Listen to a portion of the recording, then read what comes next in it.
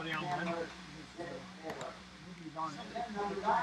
I mean, these guys have been by the trailer like all afternoon. Now everybody's disappeared. There's nobody at third. Headsets are all over there. You gonna take a headset? No. Might have to bail.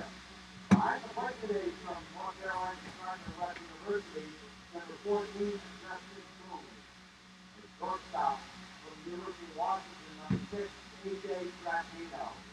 Left field from the University of West Virginia, number 31, Darius Hill. At second base from the University of North Carolina, number 35, Zach Cahagan. Ladies and gentlemen, on round from Auburn University, number 13, Davis Daniel. Ladies and gentlemen, the Whitecaps are coached by Jamie Shepstick, assisted by Austin Schwab, Ryan Smite, Will Delgado, Tom Weber, Neil Barnella, and Jason Benford.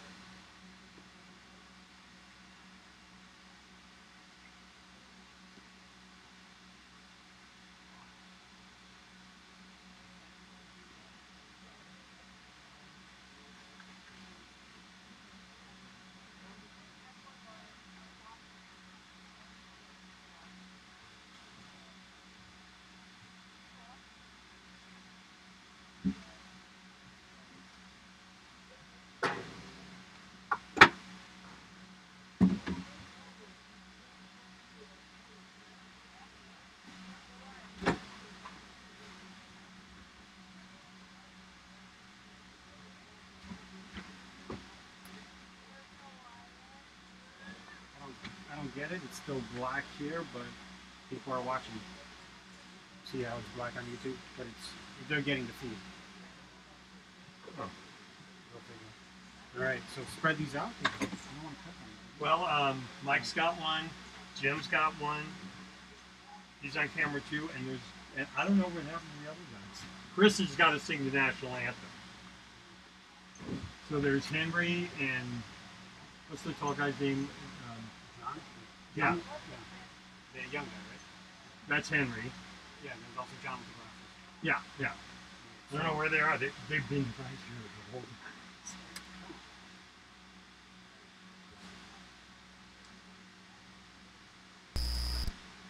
Can you guys hear me? Yes, I did. I'll leave one in the booth. Welcome to Stony Brook Field on this beautiful Sunday afternoon. I'm Maura Sheridan alongside Carter Woodeel. A matchup between the Brewster Whitecaps and the Harwich Mariners coming up in about 15 minutes.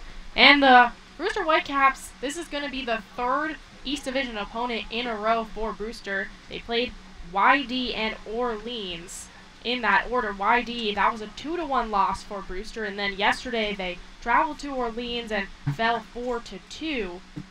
After 2 games before that against Falmouth and against Chatham, in which the offense kind of exploded for Brewster, yesterday kind of back to their old ways, seeing some typical offensive struggles that has kind of haunted Brewster here and there throughout this season, as again they only scored 3 runs combined yesterday.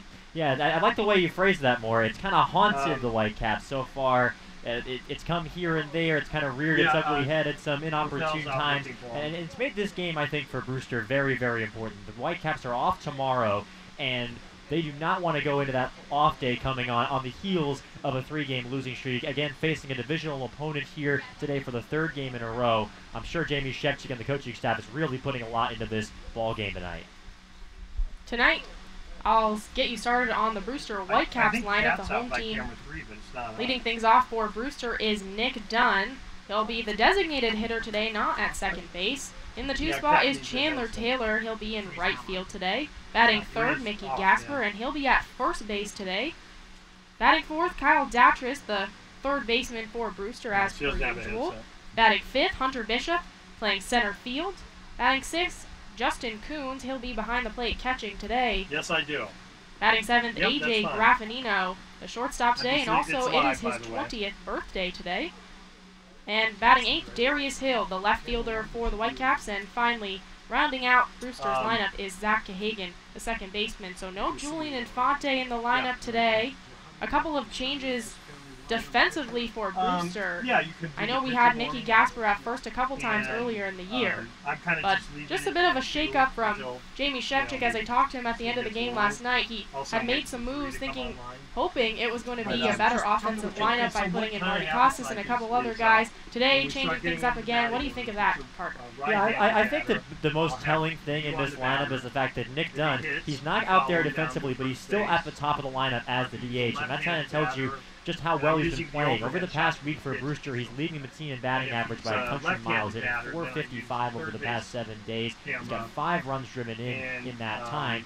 I think Jamie Shevchik, he was talking with you more about putting the best possible lineup on that lineup card for each game, especially a big game like this. And Nick Dunn seems to be the guy to create offense, and that's why he's right at the top. And over to the Harwich Mariners, the visiting team today. I'll get you started with their lineup. Leading things off for them is Antoine Duplantis, the center fielder out of LSU, leading things off for the Mariners. Batting in the 2 spot, Josh Smith. He'll be playing shortstop today for Harwich. Batting third is John India, the third baseman today for Harwich. Batting fourth, Kobe Vance at second base. Batting fifth, Ryan Ogren, the designated hitter. Batting sixth, Matt Vierlin, the left fielder. In the 7th spot, Brad Debo, the catcher today. In the 8th spot, Max Burt, the first baseman, and batting 9th. And rounding things off for Andrew Moritz is the right fielder. So Antoine Duplantis, the last time we saw him, I believe it was his first game. He's out of LSU, and then a couple new additions to this roster. As I was talking to Jamie Shevchik last night, he said that this is a totally different team than the Harwich team that the Brewster Whitecaps were able to sweep 3-0 in what ended up being a 3-game series due to some unexpected delays and games off and such. So this is a totally different team, according to Jamie Shevchik. Yeah, I'm sure that that's a message that Jamie Shevchik and the coaching staff was trying to hammer in to this Whitecaps team. You never want a team to get complacent. I mean, it's no secret that Harwich is last place in the division right now, and the Whitecaps, as you said, more have handled them the last 3 times that they've met. But they have a lot of talented players on this ball club, and it's a very important game for Brewster. So I'm sure that's one of the biggest tasks for Jamie Shevchik and for the rest of his staff, behind him, to try and just get that into the head of these Brewster players, that they have to give their A game today. Tyler Baum will be pitching for the Mariners, and Davis Daniel will be on the mound for Brewster. Both the last time they pitched was July 9th. I'm going to go to 3 briefly. For Baum, the last time he pitched was against Katuitt. He had 6 innings pitched and had 4 runs allowed and 8 hits. Struck out 5, but walked 2 people. Very uncharacteristic for him, though, because he's been kind of the ace of this team. He's actually a Cape League All-Star. Overall, has a .252 ERA, so perhaps his last outing just saw a little kink in the armor there for him, but really been an ace for this Harwich team. Yeah, and that stat line for the last outing for Tyler Baum is a little bit misleading. I was talking to the Harwich broadcasters before this game. They were telling me about how that start went. He had a very good outing through 6 innings, gave up 2 runs, then came on in the 7th, and the kind of consensus was they stretched him just a little bit, wound up letting a couple of runners reach base, giving up a home run, and kind of impacting that line for him on the season. But on the whole, he has been the ace of staff for a Harwich team that has relied very heavily on its pitching so far this year. But did you make sure the Brewster, it's going to be Davis Daniel, as I mentioned last time. He pitched was also July 9th. That was at home versus Falmouth, a very, very interesting game in that one. It was a 1-0 win on Brewster's part, and Davis Daniel was fantastic. He pitched 6 innings, shutout innings, struck out 7, walked 2, and just allowed 1 hit. Yeah, and he credited that performance to his fastball. I mean, Davis Daniel, his first couple of outings were not that great. His stamina was not, he wasn't going as deep into a game as he would like to. He wasn't getting into favorable counts where he could kind of work his preferred MO or whatever you want to call it on the mound. And when he went out there against the Falmouth Commodores, which is really the consensus best lineup in baseball right now here on the Cape, he just threw a lot of fastballs. He threw a lot of them for strikes, a lot of them down in the zone. He was able to get ahead of counts and get into situations that were favorable for him. And we'll see if he can kind of stick to that today. I'm sure that's something that's on his mind heading into this matchup with Harwich. Tyler Boehm out of UNC Chapel Hill. Interestingly enough, the only 2 Tar Heels on this Whitecaps roster are in the starting lineup today, Kyle Datras and Zach Hagan. So I wonder if that's not a coincidence from Jamie Shevchik. But looks like we're going to have a national anthem coming pretty soon, so when we come back, we'll have some baseball for you. Brewster versus Harwich. Stick with us. You're listening to Brewster Whitecaps baseball on the Whitecaps Radio Network. Bring it to zoom in one. And so Mike, you want to, oh, the mic's mounted. We're just going to leave it there.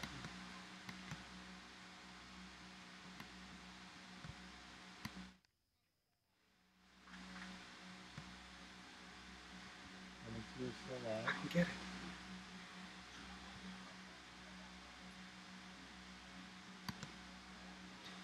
Are you still getting me? I don't know.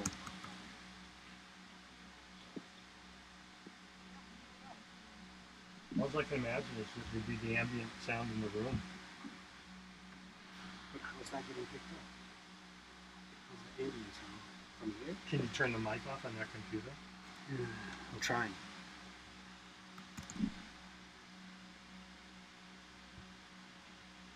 So everybody just keep standing by. We're waiting for the national anthem to jump off.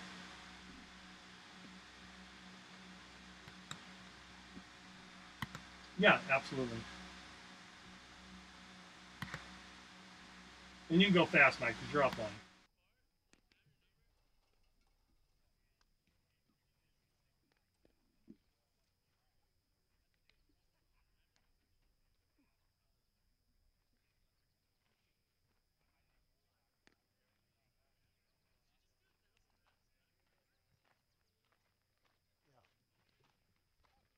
I'm right at the corner of the dugout. Should I move further to the red line, or should I stay right where I am?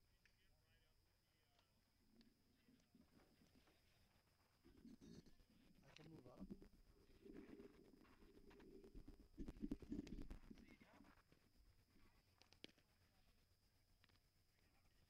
Yeah, I think that's a better angle. I just gotta get level with that.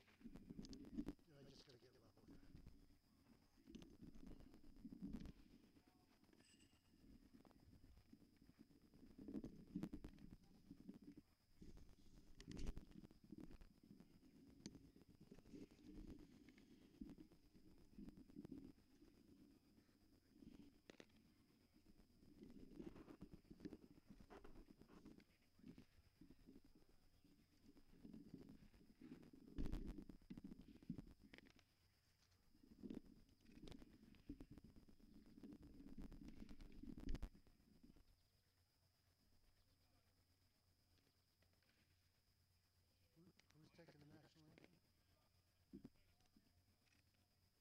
Ladies and gentlemen, your 2017 Brewster Whitecaps.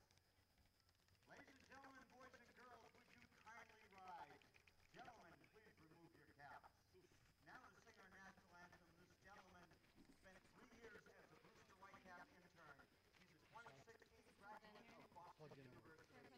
And home is in West Hartford, Connecticut. Ladies and gentlemen, Mr. Bruce Lynn.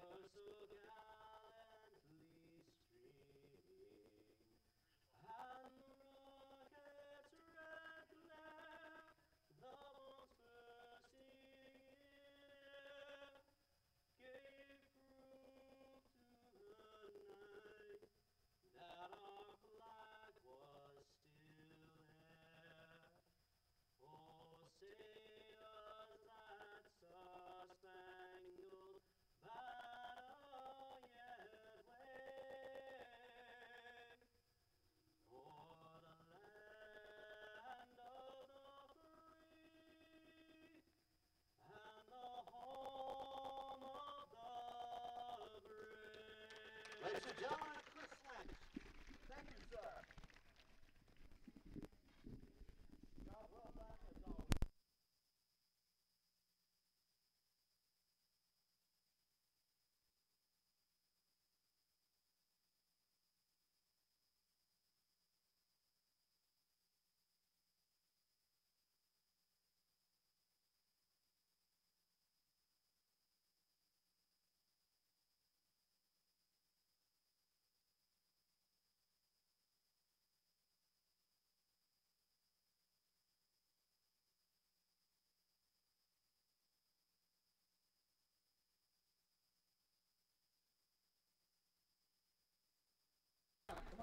Welcome back to Stony Brook Field, just moments away between the matchup between the Brewster Whitecaps and the Harwich Mariners, as we're about to see the first pitch being thrown out.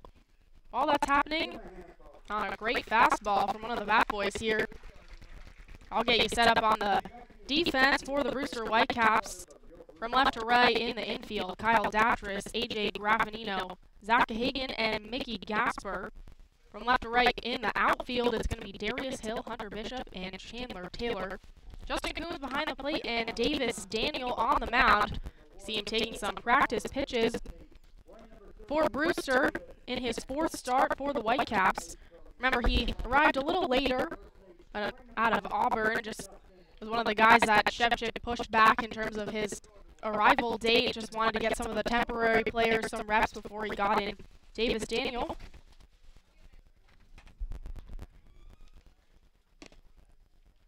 As we see him again taking some practice pitches, and we see Antoine Duplantis getting warmed up for the Harwich Mariners. Yeah, Davis Daniel, as we mentioned before, is really going to have to take this Harwich lineup seriously. If there's one thing to look for, I know we got the gorgeous live pictures from our friends at Lower Cape TV.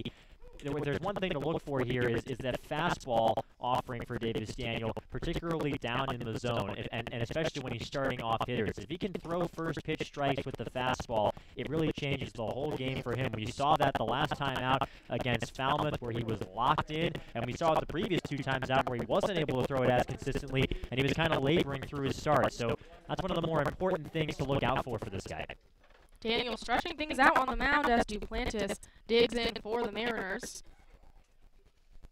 Get you quickly set up on the umpiring crew. We've got Mickey Gasper behind home plate, Jim Forsica at second base, and Will Bowers at third. Today, in this beautiful day, here comes the first pitch from Daniels. That one's in for strike number 1. So the count moves to 0-1 to Antoine Duplantis. LSU Tiger. The 0-1, this one misses just upstairs to move the count even at 1. As we know, LSU suffered some heartbreak lost in the College World Series. Duplantis, as he fouls this next pitch behind him, just above the press box.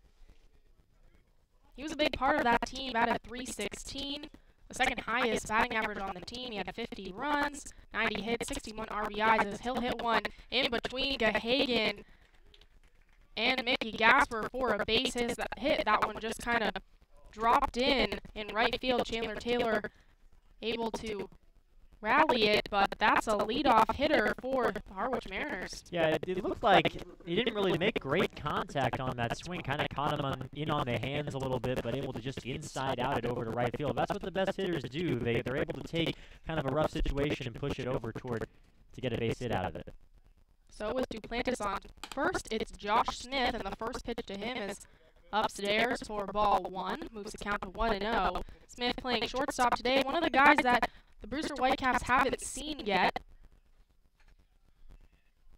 He's also an LSU Tiger, as the 1-0 again misses up and away for ball 2. Smith arrived. This is going to be his 7th game. He arrived just right after these two teams played their 3-game series. Here comes the 2-0. This one misses upstairs. Moves the count to 3-0.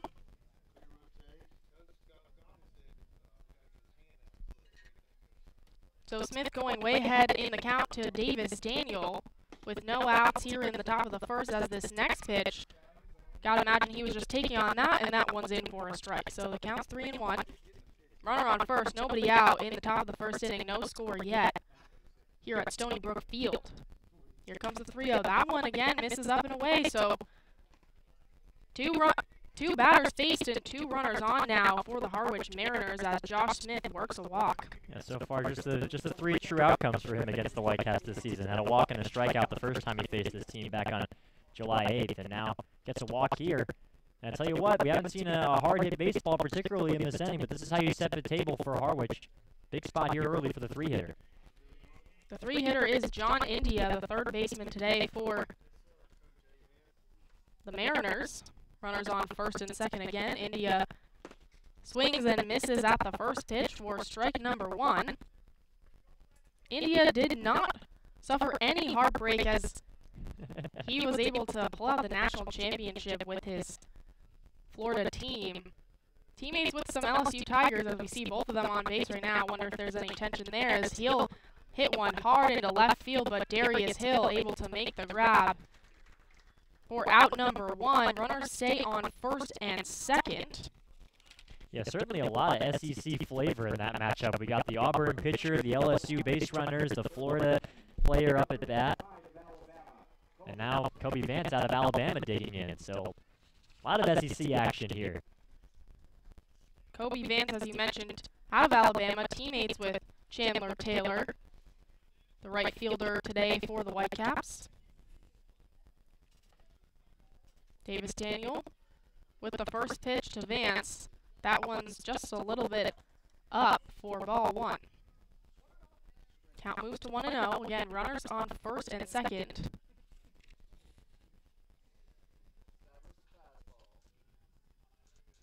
Vance playing second base, and he is a Cape League All-Star, one of 3 Harwich Mariners to get it, as he'll just barely foul this one in the backstop. Just a little check swing there, just got a piece of the ball to move the count to 1-1.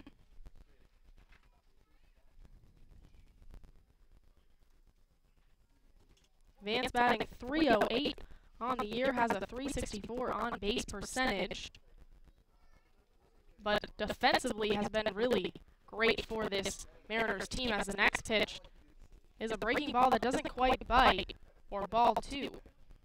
Counts 2-1, Kobe Vance.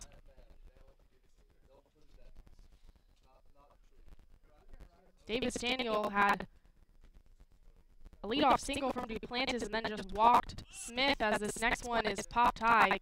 Justin Coons takes off his helmet, but that one just way out of reach for Coons, so count moves to 2-2.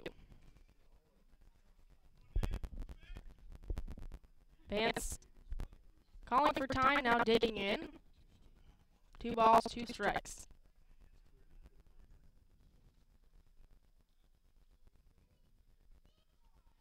Here comes the pitch. This one hit high into right field. Chandler Taylor on the move, but that one will drop foul just out of the reach of Chandler Taylor. So Kobe Vance staying alive. 2 balls and 2 strikes to the second baseman for the Mariners. We saw this on July 4th. These two teams battled for 3 hours and 53 minutes, and a lot of it was just due to the Mariners fouling pitches off with counts, full counts at 2-2. So this team makes you work for an out.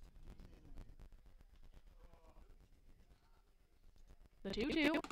This one inside and misses, as the runner will steal third.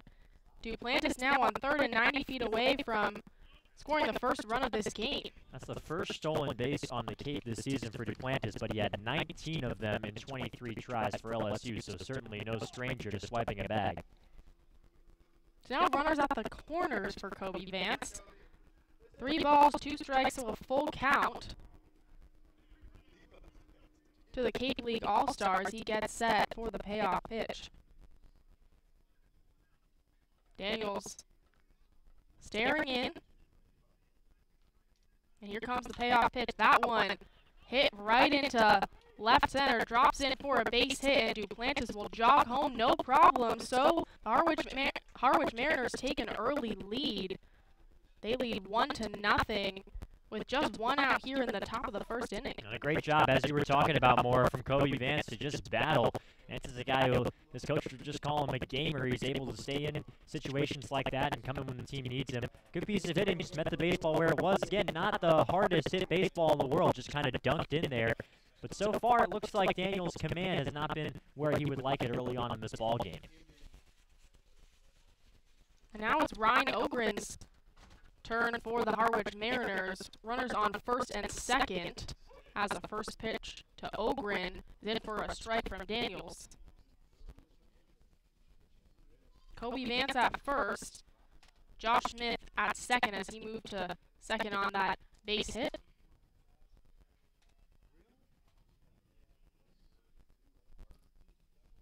Just 1 out here for the Brewster Whitecaps as a breaking ball is just above the letters for Ogren to move to ball 2. Or ball 1, excuse me. As Ogren takes a couple practice swings, gets set in the batter's box, waiting on the 1-1.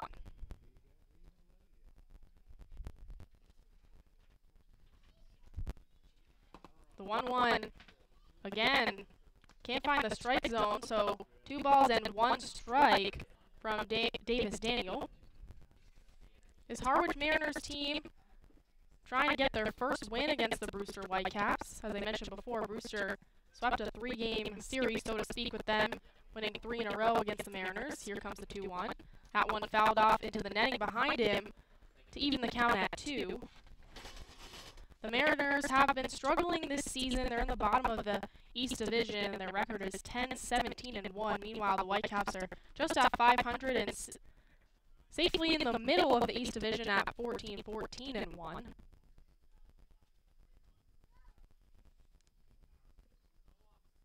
Daniel staring in, getting ready for the 2-2, swivels his head, looking at runner on second. A swing and a miss from Rin Ogren. That's the first strikeout of the day for Davis Daniels, and that's 2 outs in the top of the first inning. That was a nice job by Daniel to kind of pull the string there on that off-speed pitch to get Ogren. Another battle brewing there when he was able to win it with the pitch that I don't think that the man from Elam was ready for. Here comes Matt Vierling, getting set for the Mariners.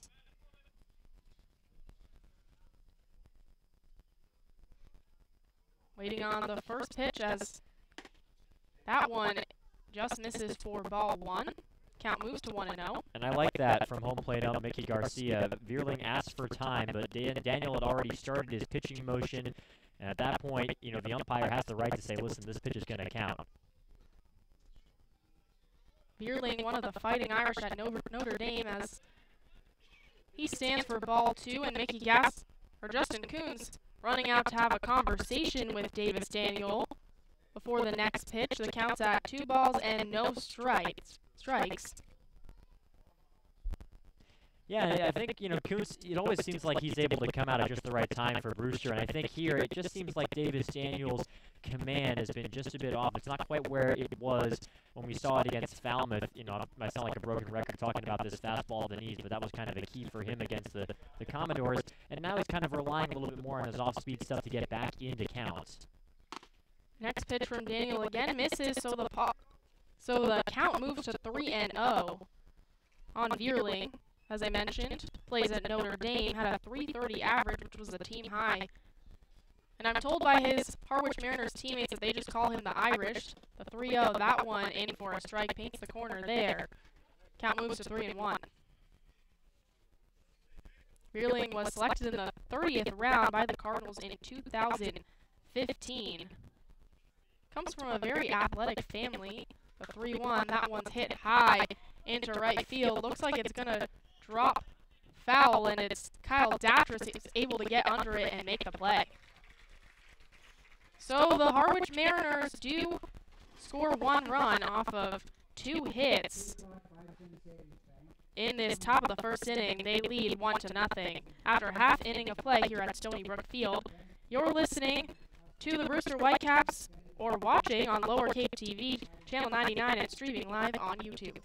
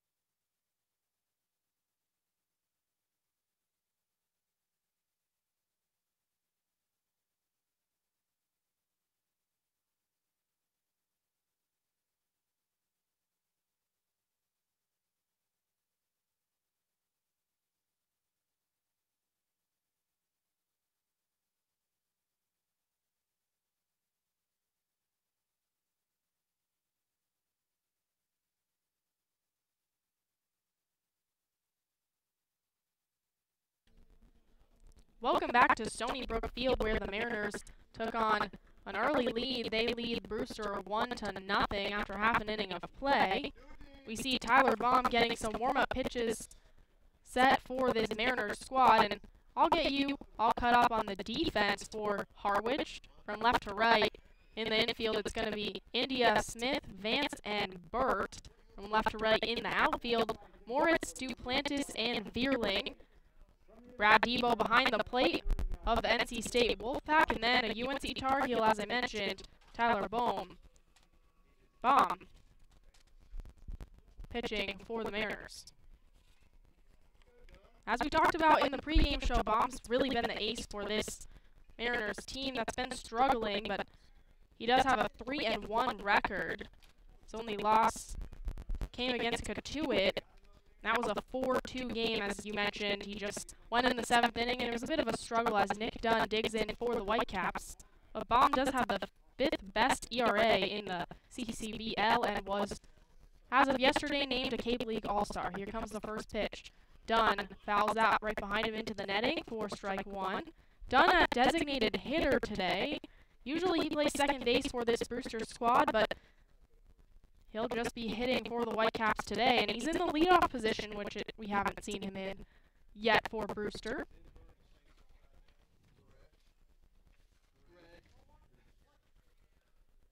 Counts 0-1. Baum staring it. As this next pitch, Dunn again fouls straight behind him. This one with a little more air on it goes behind the press box, so the count moves to 0-2.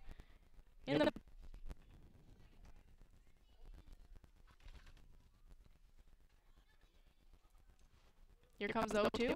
A swing and a miss, and he got him.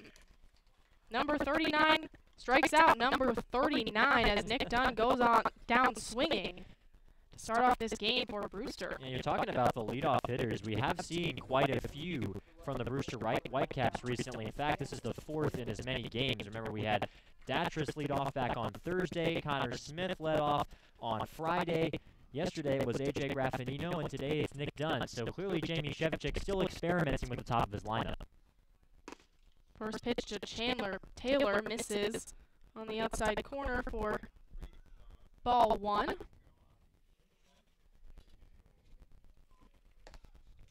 The next pitch, that one's in for a strike, moves the count to 1-1 as Baum's a right-handed pitcher, which is just what Chandler Taylor likes. We've talked about before how he struggled against lefties, but he's in the lineup today for Jamie Shevchik. Here's the 1-1. That one in for another strike, so the count moves to 1-2. Baum going ahead in counts early here today. And that was a good frame from Debo behind the plate. That's something he's been working on with the coaching staff here at Harwich. Here comes the 1-2. That one just misses on the inside corner for a 2-2 count to Chandler Taylor out of Alabama.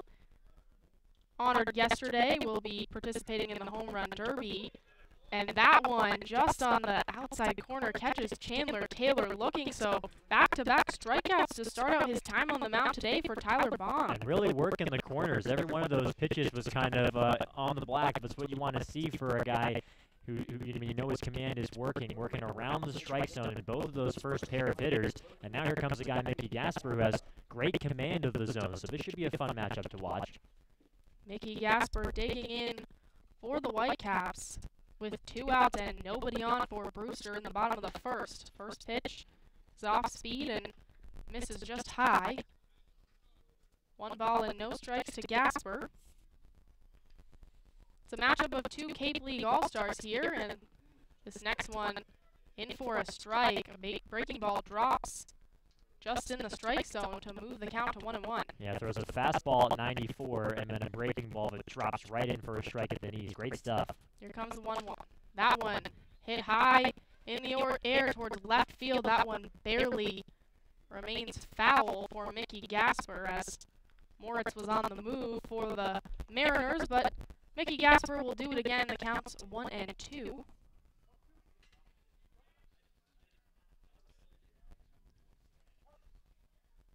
Gasper batting .317 for this team and has a .459 on base percentage as that next pitch paints the corner, and Debo just not able to convince Mickey Garcia behind the plate. So 2 balls, 2 strikes to Mickey Gasper. Here comes the pitch. This one low for ball 3. So a full count here to Mickey Gasper. As you predicted, this is going to be a battle. Yeah, he's picked off a couple pitches that were very tough to lay off.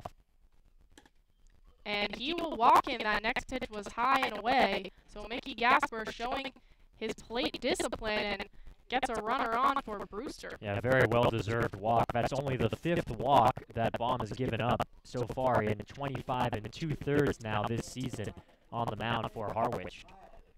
Yeah, we were talking about how Davis Daniel needs to find his control. This is not a problem that Tyler Baum really has. 23 strikeouts to, as you mentioned, just 4, now 5 walks on the year. And now he has 25 strikeouts. Here comes the first pitch to Kyle Dafters. That one again works the corners for strike number 1. Dafters takes a deep breath before he steps back in the batter's box with Mickey Gasper on first for Brewster, the tying run at first. Here comes the 0-1. That one right up the middle for strike number 2 to Kyle Dafters. Brewster down 1-0 on the Harwich Mariners here in the bottom of the 5th inning, and Kyle Dafters will swing and lose his bat again. That's the 3rd time we've seen Kyle Dafters do that in just a couple of days, and he will strike out swinging. So 3 strikeouts in this inning for Tyler Baum. No runs come through for Brewster, no hits. They do leave 1 on. That's going to be Mickey Gasper on a walk. And the score is still Harwich 1, Brewster 0 after 1 inning of play. Stick with us. You're watching Lower Cape TV, Channel 99, and streaming live on YouTube.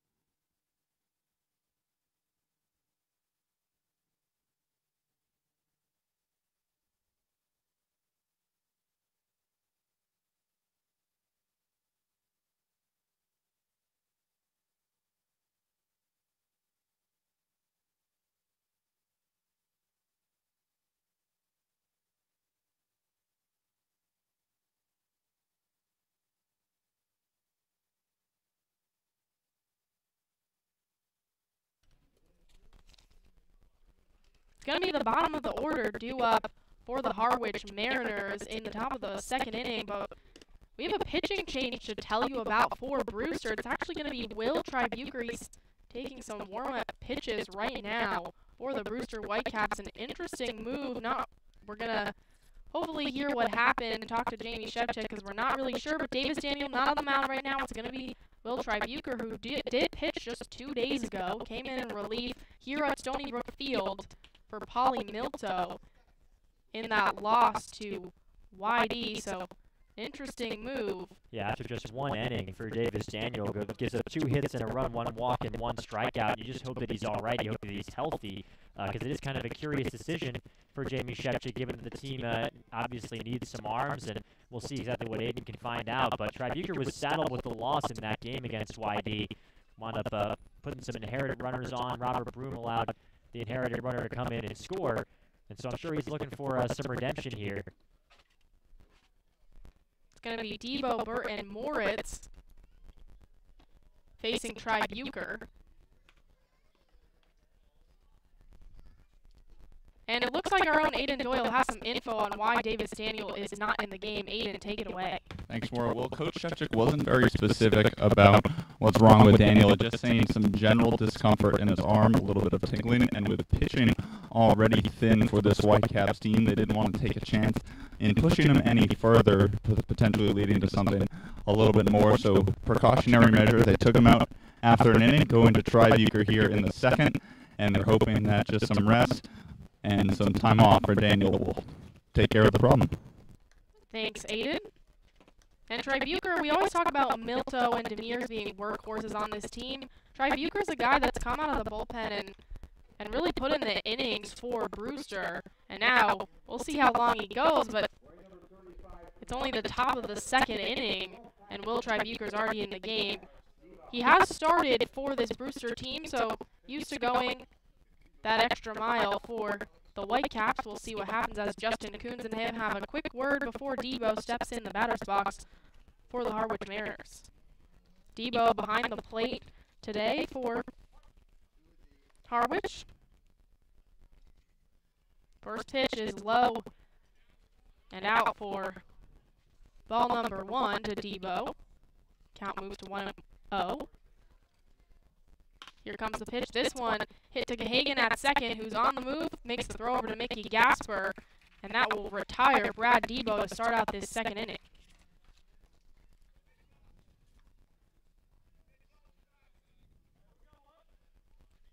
Now it's Max Bird up for Harwich, wearing number 36 today and playing first base. He did travel far from home to come to the Cape League. Massachusetts native out of North Andover. Plays at Northeastern, so likes to just stay in Massachusetts, it seems like. Here comes the first pitch from Bucher. This one low for ball 1.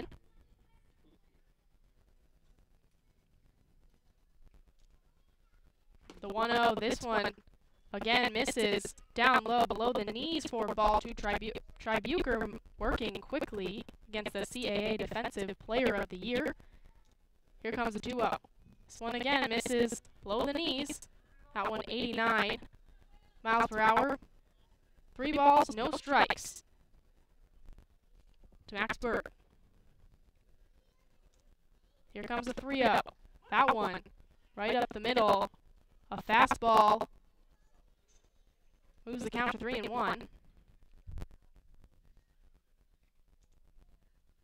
Here comes the 3-1. That one again misses down low, so Will Bucher walks Max Bird for the first base runner for this Harwich Mariners team of the top of the second inning.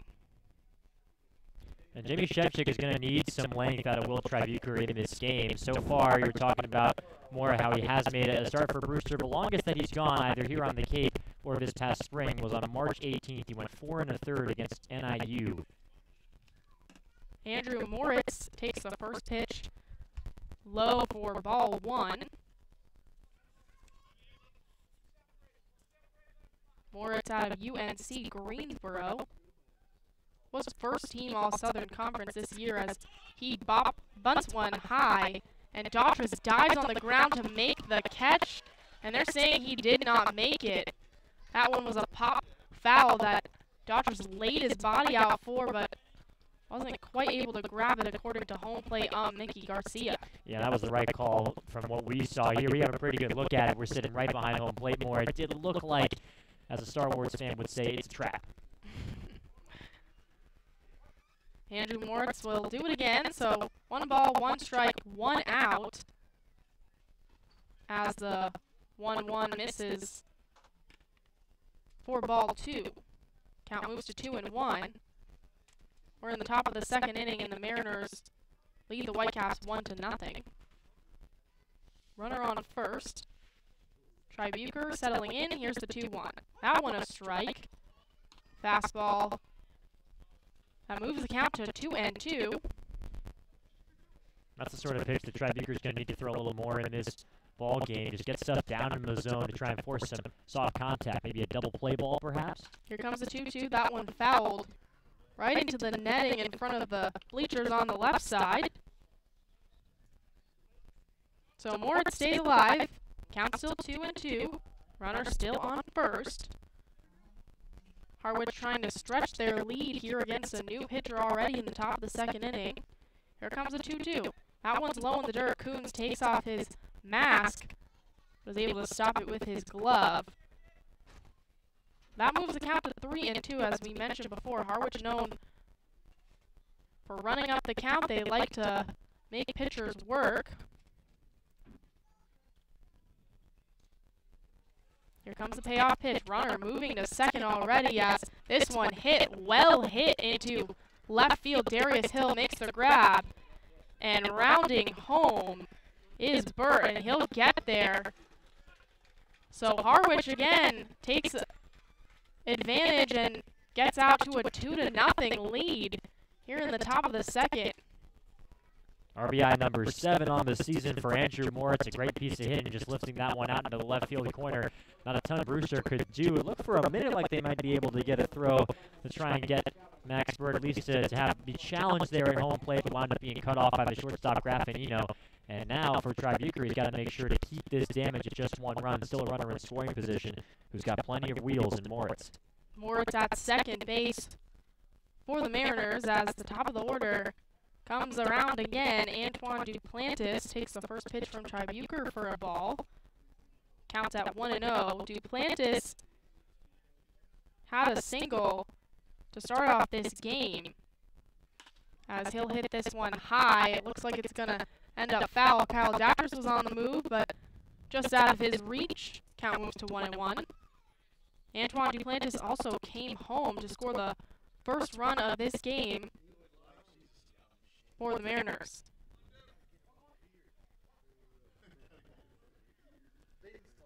They now lead 2-0 in the top of the second. Breaking ball, that one misses, or in for a strike, paints the corner. 1 ball, 2 strikes to Antoine Duplantis. Tribuker with the 1-2. That one fouled straight behind us. Moves the count, or keeps the count at 1-2. Duplantis staying alive, playing center field today for the Mariners.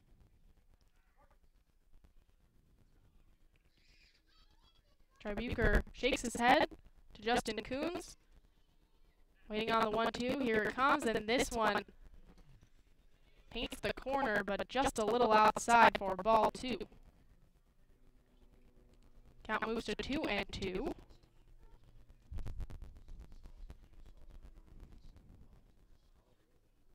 The 2-2. This one again hit into left field and will just barely drop foul. That one hit very hard towards Darius Hill, but couldn't stay fair. Harwich are doing a terrific job battling so far in this ball game, making sure they see every pitch that these Whitecaps pitchers have had to offer. The 2-2.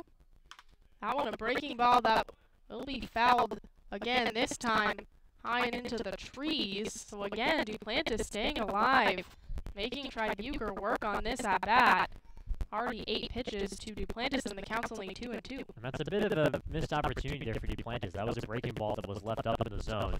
Just able to foul it off. That's the kind of pitch that you battle to get to. Here comes the 2-2. That one in the dirt. Coons able to glove it and takes off his mask and stares down. Runner at second, so no movement there from Andrew Moritz. Count's still full. Count's now full, 3-2. Duplantis trying to bring home Moritz with a base hit. Moritz again, he has wheels. Payoff pitch, this one again, fouled straight behind him. That's going to be 9 pitches in this at-bat to the LSU Tiger.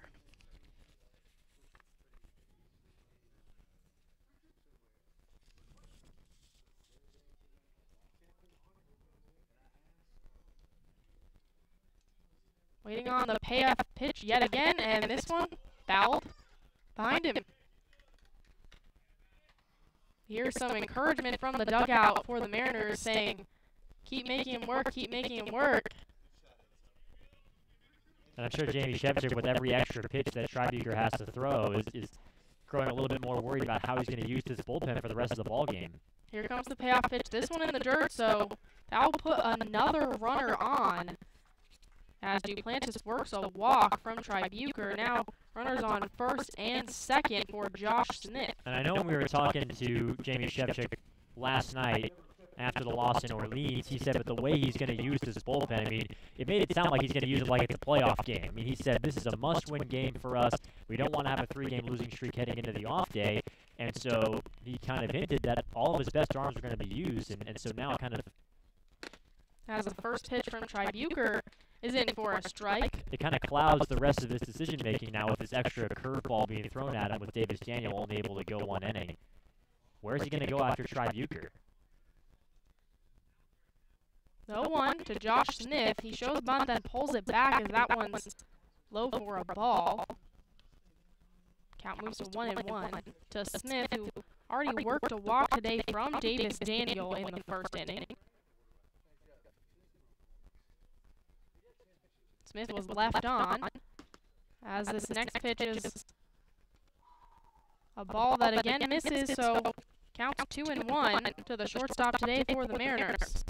Runners on first and second, just 1 out. Harwich on top of Brewster 2-0 in the top of the second inning. Here comes the 2-1. That one paints the corner to move the count to 2-2. Smith, as we were talking about before, he's a petroleum engineering major at LSU.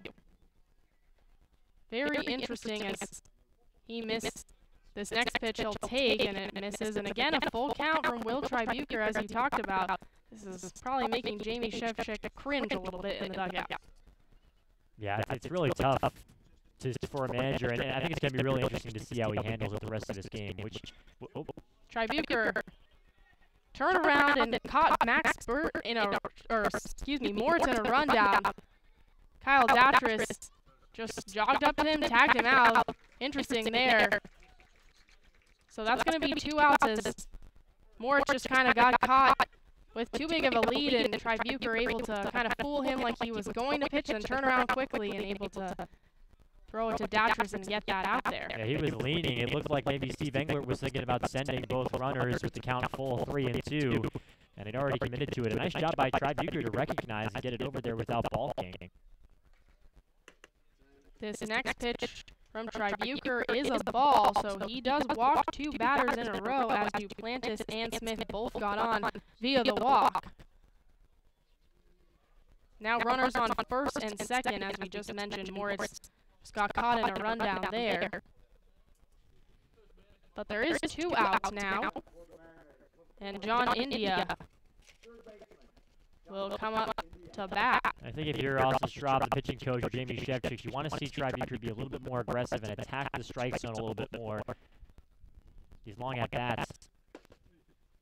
First pitch from Tribuker is a strike. And that's the sort of pitch that you want to see, a first pitch fastball that he's able to get in there and be a little, because you're going to have to pitch to contact in this situation, knowing that you can't get into these grinded out at-bats every hitter. Next pitch is chopped right to Tribuker himself. He'll glove it, quickly turn around, and make the throw to Mickey Gasper at first for out number 3. So the Harwich Mariners score a run off of just 1 hit. They do leave 2 runners on. The score is Mariners 2, Whitecaps nothing after 1.5 innings of play. You're watching Brewster Whitecaps baseball on Lower Cape TV, Channel 99, and streaming live on YouTube.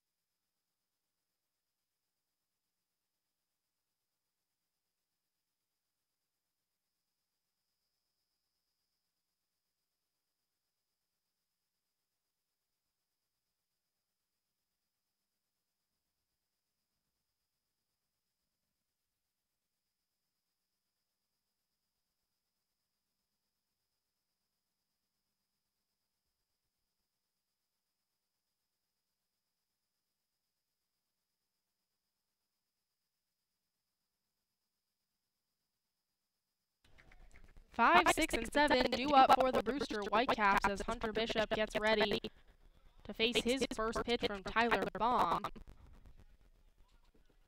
Here's the pitch, and Bishop hits one hard, but just tails foul. For strike number 1, moves the count to 0-1.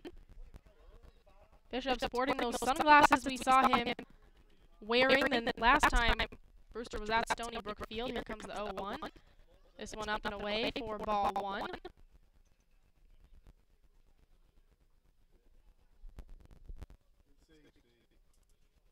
Bishop digging in, ready for the 1-1. And this one popped high and goes foul above the press box to move the count to 1-2.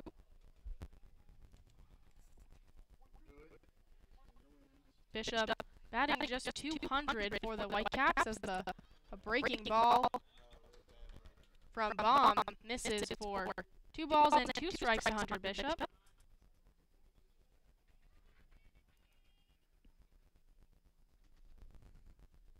Here comes the 2-2. That one down and below the knees for number 24 for Brewster. So a full count here from Tyler Baum. Here comes the payoff pitch. That one hit and drops in for a base hit in left center.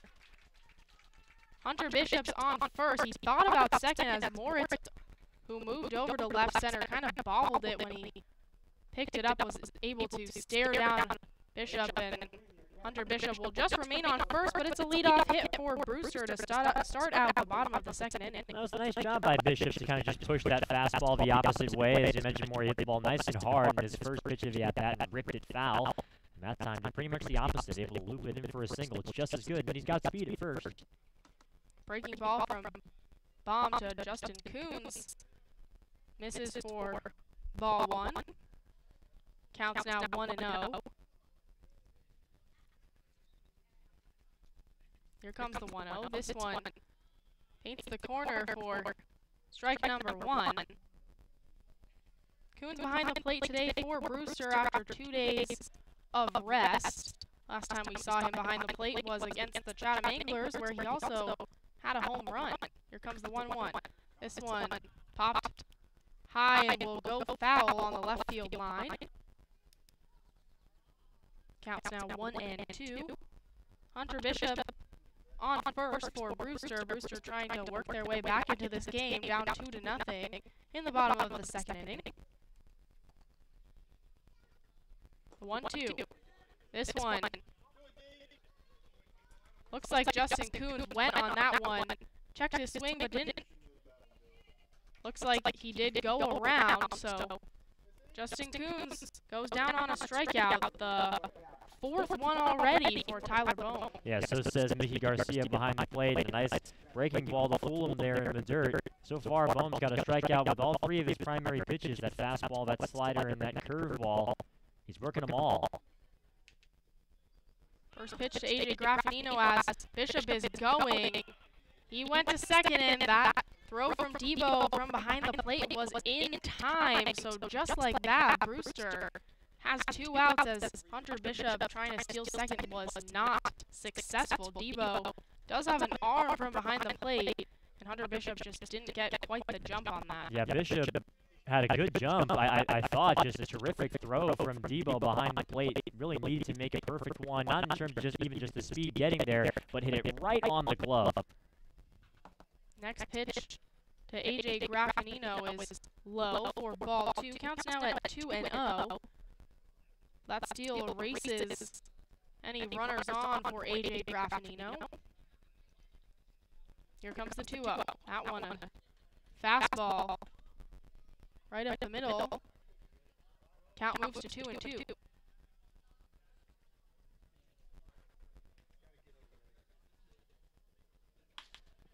And this next pitch, Graffinino hits hard on the left field line and again drops foul. We've seen that a couple times from both the Whitecaps. Leave AJ Graffinino on. They don't bring any runs in, and they have 2 hits actually in this bottom of the second inning. Score is Harwich 2, Brewster nothing after 2 innings of play. You're watching Brewster Whitecaps baseball on Lower Cape TV, channel 99, streaming live on YouTube.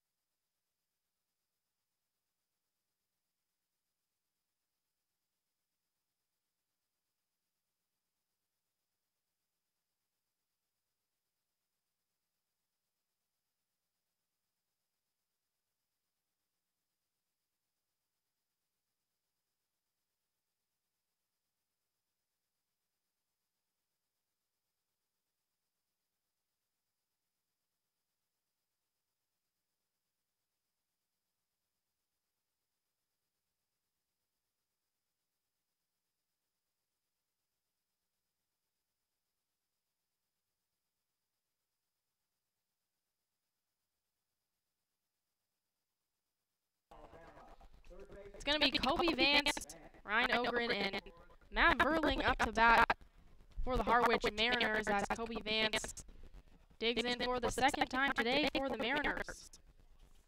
First pitch from Tri Bucher is a strike. Count moves to 0-1.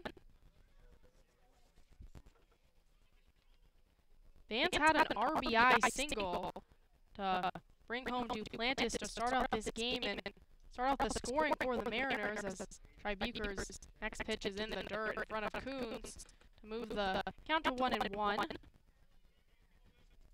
The Mariners scored again in the second inning. Have steadily scored 1 run in every inning, although it's top of the third. Next pitch is breaking ball that misses for ball 2. Count moves to 2-1.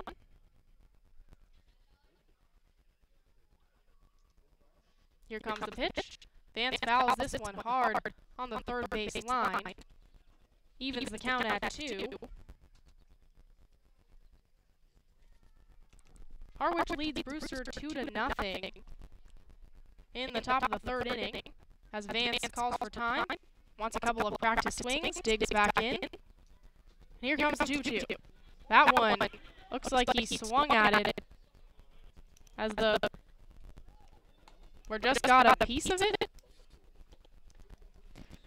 Yeah, I guess they're going to say he fouled it off. Vance started running towards the dugout or running like it hit him, not really sure, but he ran towards the right side on that last one, and counts now 3-2 to the second baseman for the Mariners. Here comes the payoff pitch. That one's low, and so Will Tri Bucher has yet another walk on the day. He has 4 so far. It's one of the tougher walks that he's given up because that was very close to the outside corner. Coons held it there for a while. But a good take by Kobe Vance to reach first base. And to start out this top of the third inning, the Mariners now have a runner on for Ryan Ogren. He was the lone strikeout victim for this Mariners team today, as the first pitch is below the knees for ball 1.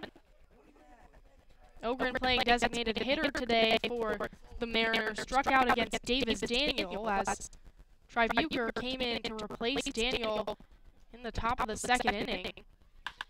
As Ogren finds the gap on the first base side, and that's going to be good for a base hit. Moves Vance to second.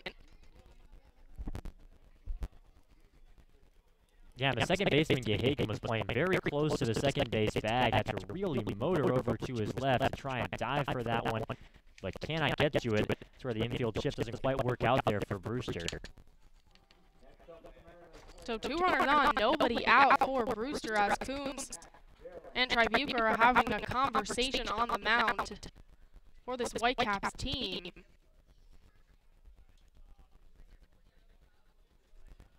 Brewster down 2-0 in the top of the third inning. Trying to keep it that way as Tri Bucher exchanges quick words with Mickey Gasper over at first as well. as Matt Vierling gets ready to face Tribuker. Here comes the first pitch. That one below the knees for a ball. Counts now 1-0. Runners on first and second.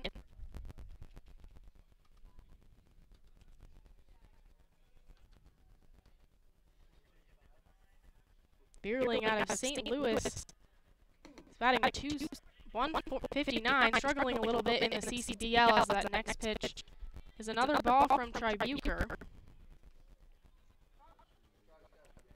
Now comes Austin Straub, it looks like, to have a chat with Tribuker. It's going to be the whole infield joining Straub and Tribuker, as Mickey Gasper is calling in Zach Gahagan. Looks like Kyle Datris is the only one not involved in this conversation. I'm trying to get a look at the Whitecaps bullpen. Doesn't look like there's a ton going on. There are people sort of just hanging out around there. I don't think anybody's warming up in earnest, but see if we can get a better look.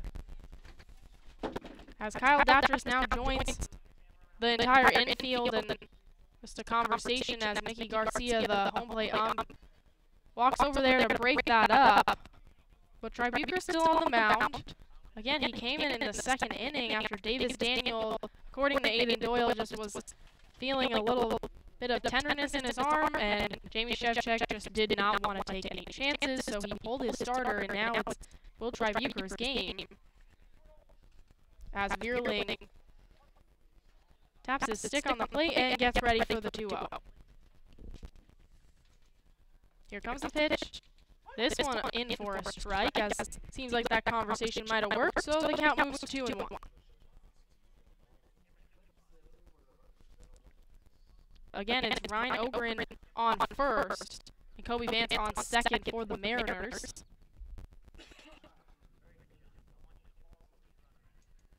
Here comes the 2-1. A swing and a miss from Vierling, and a quick throw over there from Kuntz to first, trying to get Ogren. But he's able to dive back to first in time. A very close call there. That sure was close. Kuntz is a catcher who likes to throw that snap throw. We've seen him try it out a couple of times. Not afraid of any of the negative consequences from that sort of play. He trusts his arm. Tribuker swiveling and looking at Kobe Vance, as we saw him throw out a runner on second in the last inning. He got Andrew Moritz just caught up in a rundown, as Moritz just had too much of a lead and wasn't sure if he should go or not, and Tribuker got it. Here comes the 2-2. That one hit right in the gap in center field. It'll drop in front of Hunter Bishop. Runners will stay where they are as Hunter Bishop throws one to Mickey Gasper, who was covering the mound. But now the bases are loaded for the Harwich Mariners with no outs. Yeah, Vierling just hit that baseball too hard. I mean, Kobe Vance has plenty of speed, but even he knew that he was going to get the stop sign over there by Pete Pascarosa over at third base. And now, as you said, Maura, this is a spot where Harwich is looking to break this ball game open with the bases loaded, nobody out. It's going to be Brad Debo up to bat for the Mariners, as he'll hit one almost in a similar spot, but Hunter Bishop able to make the grab. Nobody moves on the base pass for the Mariners, and that's the first out for the Brewster Whitecaps in this inning. And that's a big out again. He hit the baseball maybe a little too hard. I mean, Hunter Bishop was right there. He came in to make the play, and respecting the arm of the Arizona State Sun Devil was Kobe Vance, who tagged a bit but then retreated. Now it's Max Burt up to bat for the Mariners. He walked in his first time in the batter's box against Tribuker. The first walk Tribuker had today, 1 of 4. First pitch is a strike from Tribuker. Moves the count to 0-1. Again, bases are loaded as Tribuker walked Vance and gave up 2 singles to Ogren and Vierling. Comes the 0-1, that one below the knees for ball 1. Count moves to 1-1. Brewster trying to avoid getting behind any more than they already are. The score is 2-0. Harwich on top of Brewster as Burt pops one up. Kyle Datris moving in an infield fly, makes the grab, and that's 2 out. And again, runners don't move. Yeah, that's just what the doctor ordered for Will Tribuker, and now all of a sudden the infield can go back and everybody can try and get out of this jam. This would be big for Brewster. I mean, this has been a rough game for the Brewster pitchers so far. They've been getting in a lot of battles. The game has been stretched out by the Harwich hitters. It's reminding me a lot of that July 4th game between Brewster and Harwich. But if Will Tribuker can sort of just gut out this inning, Brewster's a blue minute blast away from getting back in the ballgame. Will Tribuker has thrown 50 pitches today as his 51st. This is below the knees for ball 1. And then a 2-0 game. It's a very important spot here. It's up again for the Mariners. He'll hit one hard to Darius Hill in left field. On the move is Hill, and he'll stick his glove out, make the grab. And Will Tribuker gets out of a jam in that one. The Harwich Mariners have 2 hits, but leave 3 runners on base and don't bring anybody home. The score is still Harwich on top of Brewster 2-0. You're watching Brewster Whitecaps baseball on Lower Cape TV, channel 99, and streaming live on YouTube.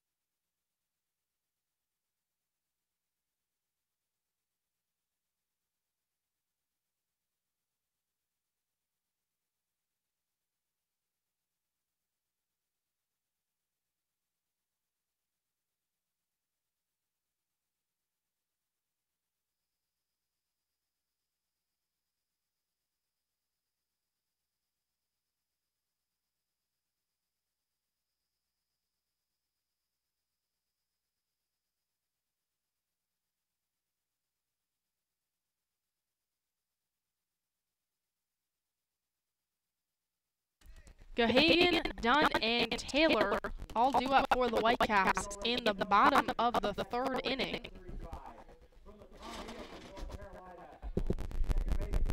Zach Gahagan digging in for the first time today, while Harwich has gotten through their order twice already.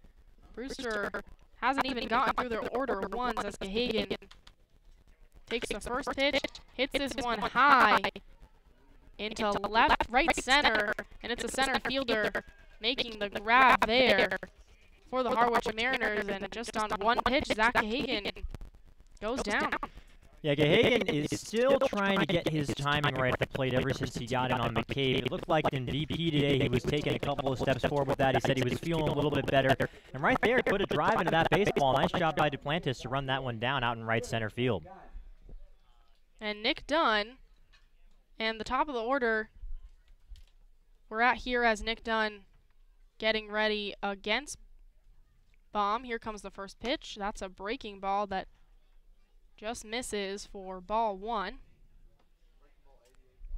Counts 1-0 on Nick Dunn, who struck out against Baum in his first at-bat, as he'll foul this next one high and above into the trees on the left field side.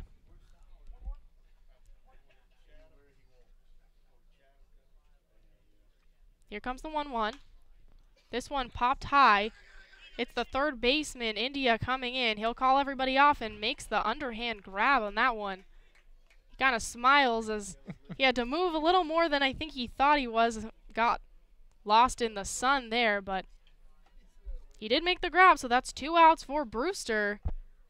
And Chandler Taylor up to bat. And a good job by the catcher Debo and the hurler Tyler Baum for both respecting the fact that he called that baseball early. That was probably Tyler Baum's baseball, but India came charging in, yelling, I got it, I got it, I got it, and he was able to make the catch without running into anybody. And that's important in those tricky little infield situations on a pop fly.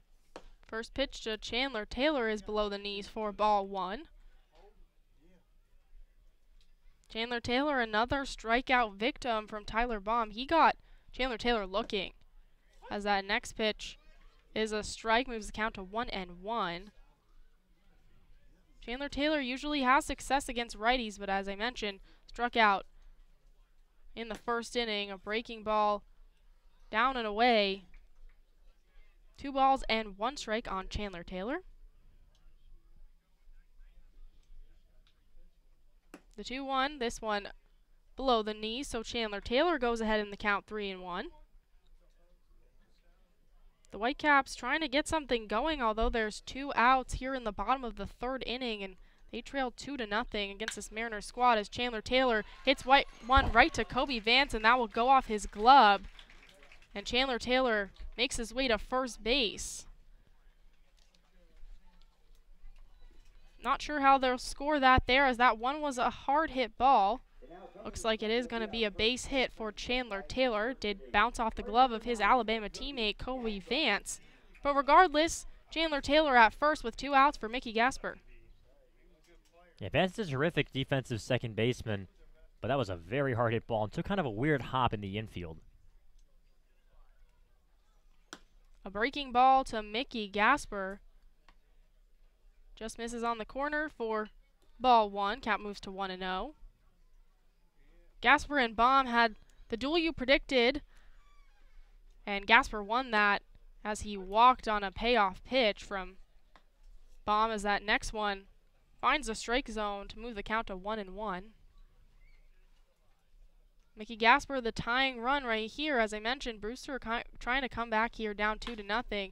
Gasper hits a breaking ball high into right center. This one will go out. Mickey Gasper hit a high ball that went out, and just like that, we have a tie game. Mickey Gasper ties it up on a home run and brings home Chandler Taylor for his 5th home run of the season. Yeah, I tell you what, Gasper and Taylor have been having a little friendly competition for the most home runs on the team, and Gasper's now pulled even. That's his 5th. I was saying they were blooping a blast away. It wasn't exactly a bloop that got Chandler Taylor aboard, but that's the sort of thing. I mean, you have to think about the way that Will Tribuker was able to get out of that bases loaded, nobody out jam in the 3rd inning, because now when Gasper sends that home run, it's a lot different for his team in the dugout, for both dugouts really, when that's a homer that ties the game at 2 instead of making it a 4-2 deficit or something along those lines.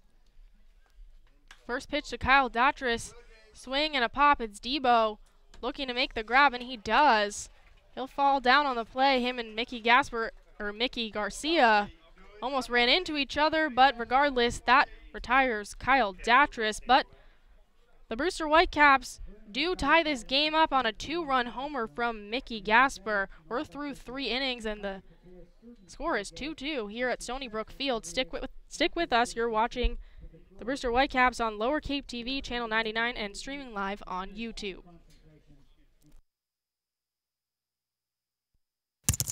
Do you know what that sound is? That's your new digital marketing department. And that'll be your new web designer. And that's Haibu, where these experts are joined by many more, from web designers to search marketing specialists, who work hard to get your business noticed online and on mobile. Best of all, Haibu can do it all for you, or give you the tools to do it yourself. To find out more, go to haibu.com. That's HIBU.com, or call 855-464-HIBU. Oh, that'll be your next new customer. Haibu, made for business. And we welcome you back to Stony Brook Field. The score even at 2 as we head to the top of the 4th inning. Let's send it over to the 3rd member of our crew, Aiden Doyle, who's got an update for us. Family is here from northern Pennsylvania. Coach Jamie Stepsick, Mom Debbie, brother Kyle, and niece Emma are here, and also assistant coach Neil Barbella's wife who's still here with us. Folks, welcome to our home. Welcome to Cape Cod. Parents and relatives to come watch their sons in the most prestigious summer league in the country. Darius Hill's father Eddie is actually here in attendance today to watch the West Virginia left fielder, and actually a basketball family is where Darius comes from. Eddie played basketball for the Washington State Cougars back in the day and actually held the career record for most three-point field goals made until Klay Thompson, the 2-time NBA champion and current Golden State Warriors shooting guard, broke it after his junior season. While he may have missed playing with LeVar Ball by just 1 year, he certainly made an impact on the basketball court and now has the opportunity to watch his son make an impact on the diamond. Back to you guys. Okay, thank you so much for that, Aiden. We're entering the top of the 4th inning. Game is tied up at 2 on a home run from Mickey Gasper, and after Will Tribuker worked valiantly to escape a 3rd inning jam, he has been relieved of his duties. It will be Joe Molatier on the mound for the Brewster Whitecaps to come on here as we are in the top of the 4th inning. He will face Moritz, Duplantis, and Smith. Those are the 9, 1, and 2 hitters in this Harwich Mariners lineup. For Molatier this season, this is appearance number 6 on the year, just his 2nd out of the pen. He's made 4 starts for the Whitecaps, 21 2/3 innings pitched. He's given up 27 hits in those 21 2/3, 6 walks, and 15 Ks. And the right-hander deals a pitch down and in to the lefty swinging Andrew Moritz. And so the count 1-0. 1-0 pitch is swung on a high chopper toward the right side. Fielded no. Gasper bobbles it for a second and then picks it up with his bare hand and steps on the bag for out number 1. So Duplantis is retired, and now it's Josh Smith's turn.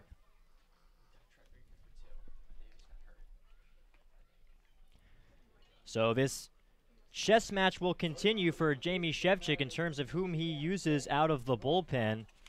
Remember, Davis Daniel was the starter in this game. I'm sure that Jamie Shevchik was looking for some length out of him, but wasn't able to go more than an inning, had some discomfort. Here comes Smith, and he hits this one high in the air to right field. Taylor moving back. He's turning, he's looking, and that baseball is out of here.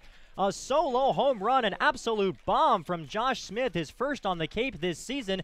And just like that, the Mariners retake the lead. It's 3-2 Harwich. Well, that one was way out of here. Chandler Taylor, he was jogging towards it, but it seemed like he knew, too. That was just a hard-hit baseball from Smith there, and they just respond with a home run. Mickey Gasper seems to get this dugout going. Brewster seems to get more into this game, and then just like that, Smith responds and puts his team up.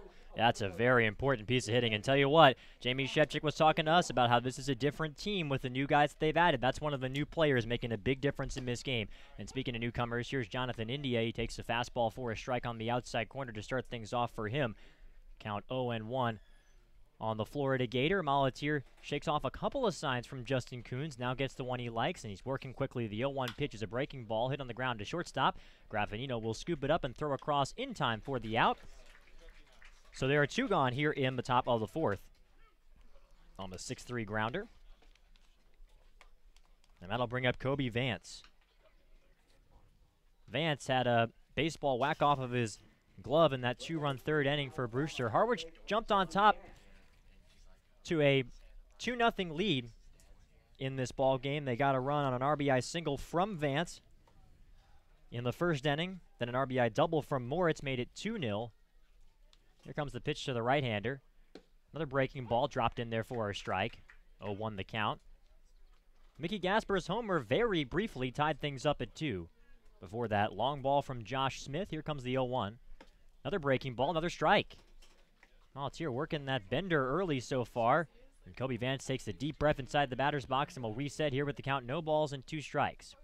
3-2 Harwich here, top of the 4th. The pitch to the righty misses up and away. And the count 1 ball and 2 strikes on Kobe Vance. After that RBI single for Vance, he drew a walk in that 3rd inning and was stranded on 3rd base. Here comes the 1-2 pitch. It's a ground ball right back to Molatier. He makes the catch on the fly for out number 3. A terrific play from the pitcher out of Monmouth to retire the side. So Molatier gives up a moonshot to Josh Smith in the 4th inning, and that's the only base runner of the frame for Harwich. We're through 3.5 innings of play. Harwich 3, Brewster 2. You're watching Whitecaps baseball on Lower Cape TV channel 99 and streaming live on YouTube.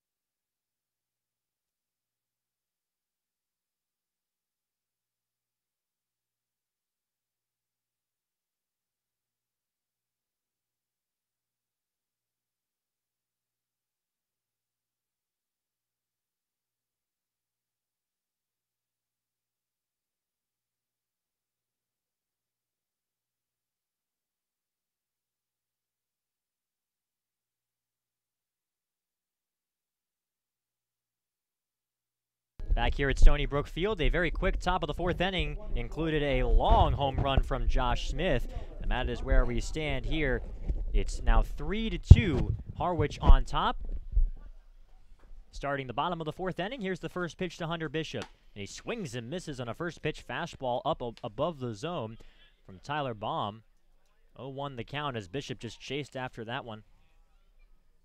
Bishop singled his first time up in the second inning and then was caught stealing second base on a terrific throw from Debo. 0-1 pitch. That one misses just up on another fastball. So Bishop able to lay that one on. Count 1 ball and 1 strike on the Arizona State Sun Devil. Here comes the 1-1 pitch. It bounces in front of the catcher Debo to make the count 2 balls and 1 strike. Bishop has swung on a couple of hard pitches so far this season. Here comes the 2-1 pitch.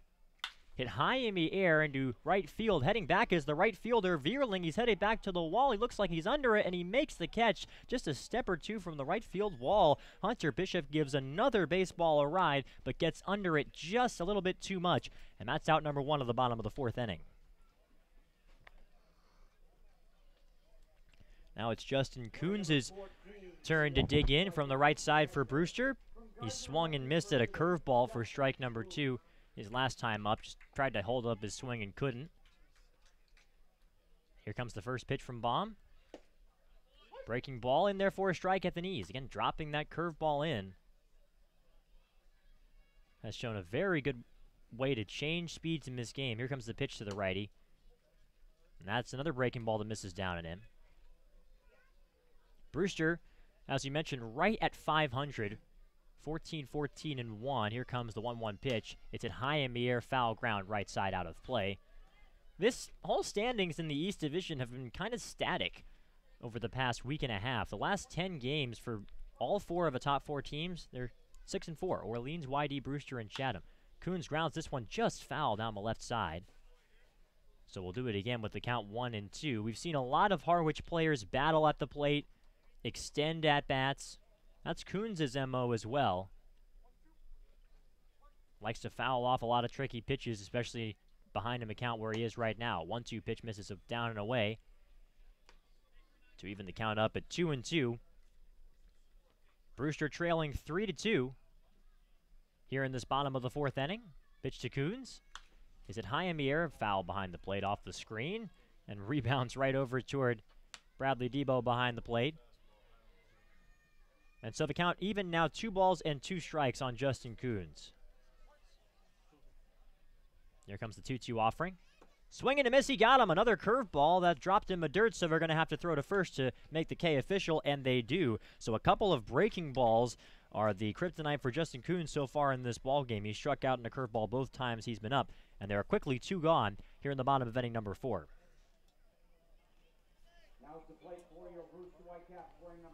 That's just that's strikeout number 5 for Baum on this game. And now it's A.J. Graffinino's turn. The birthday boy turning 20 today. Pitch to the lefty is a fastball in there for a strike to make the count 0-1. Graffinino singled his first time up in the second inning. Here comes the 0-1 pitch.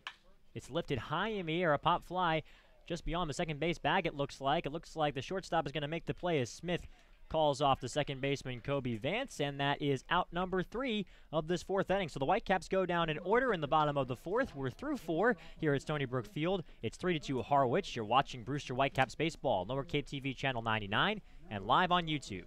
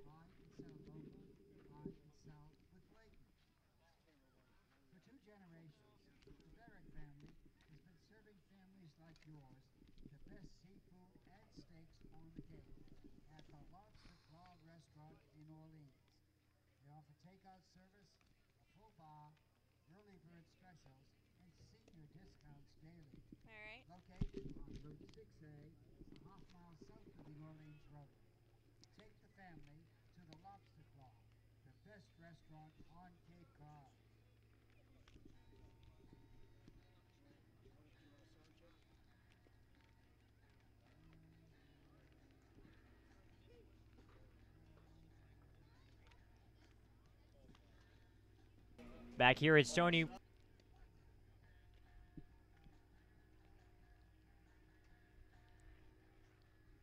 Back here at Stony Brook Field, starting the top of the 5th, it's 3-2 Harwich. Let's send it over to Kat Huntley with an update.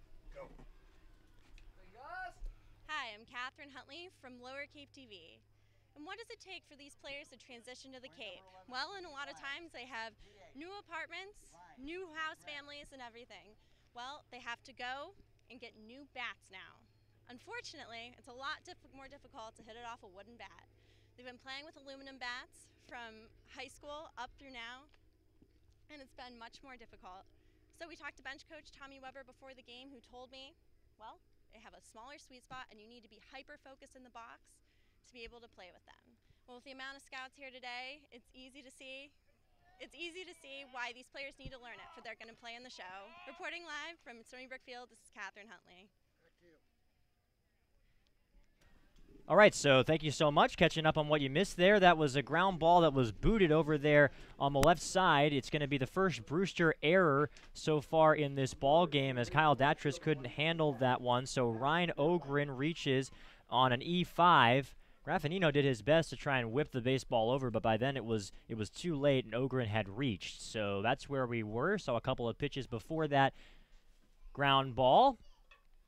And here comes the righty, Matt Vierling. The pitch to the right fielder is a breaking ball that just went around the zone in the eyes of Mickey Garcia behind the plate. And the count is 1-0. Molatier is back out there for Brewster in his second inning of work for the Whitecaps. Replaces Will Tribuker, who went 2 innings, 3 hits allowed, 1 run. It was earned. He walked 4, no strikeouts to his name. Here comes the 1-0 pitch. It's grounded to the left side. Scooped up. No, it's bobbled by Graffinino. And a couple of errors on the left side of this infield mean it's 2 on and nobody out for Harwich.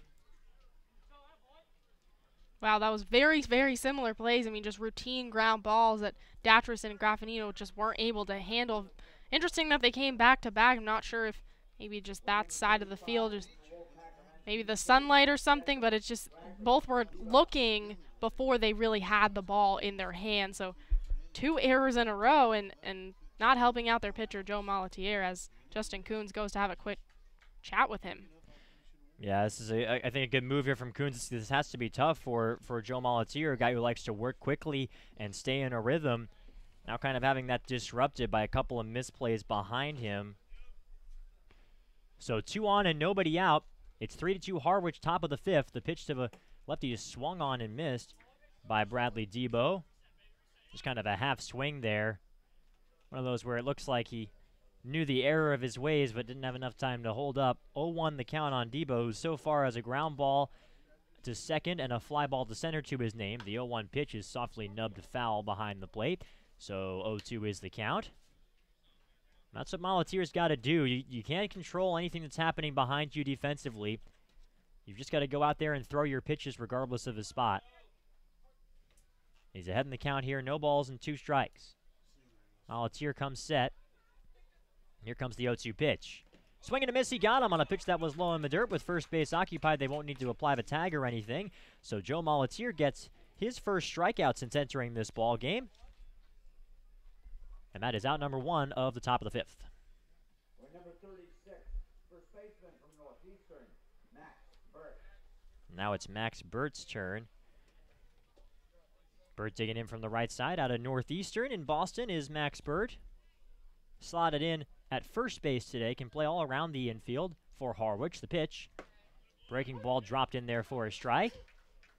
The count 0-1 on Burt. Burt walked and scored a run in the second inning, flew out to left in the third. So 0-1 with that walk today.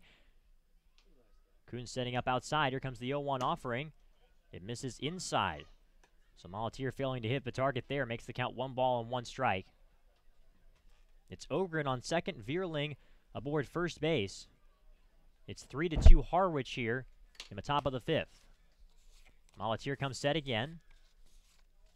Staring down the runner at second. 1-1 pitch is a high chopper. It'll go foul left side. And so ahead in the count again, 1-2 is Joe Molatier. This has been kind of his MO. We saw it the last time he was on the mound for Brewster. That was in Wareham. Molatier was the starter in that ball game. Wound up getting a tough luck loss. Had 6 innings pitched, only 2 runs allowed. Wound up relieving to Sam Bordner in a 2-1 defeat for Brewster in Wareham. 1-2 pitch, breaking ball, hit on the ground to shortstop. Graffinino moving to his right, gets it, over to second for one, on to first, not in time. Nicely done to beat out that play for Max Burt.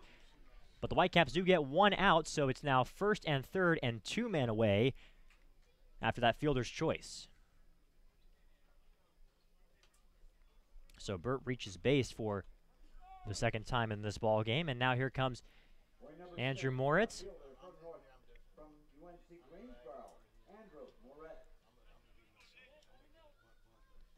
Moritz is 1 for 2 with an RBI double on this ball game.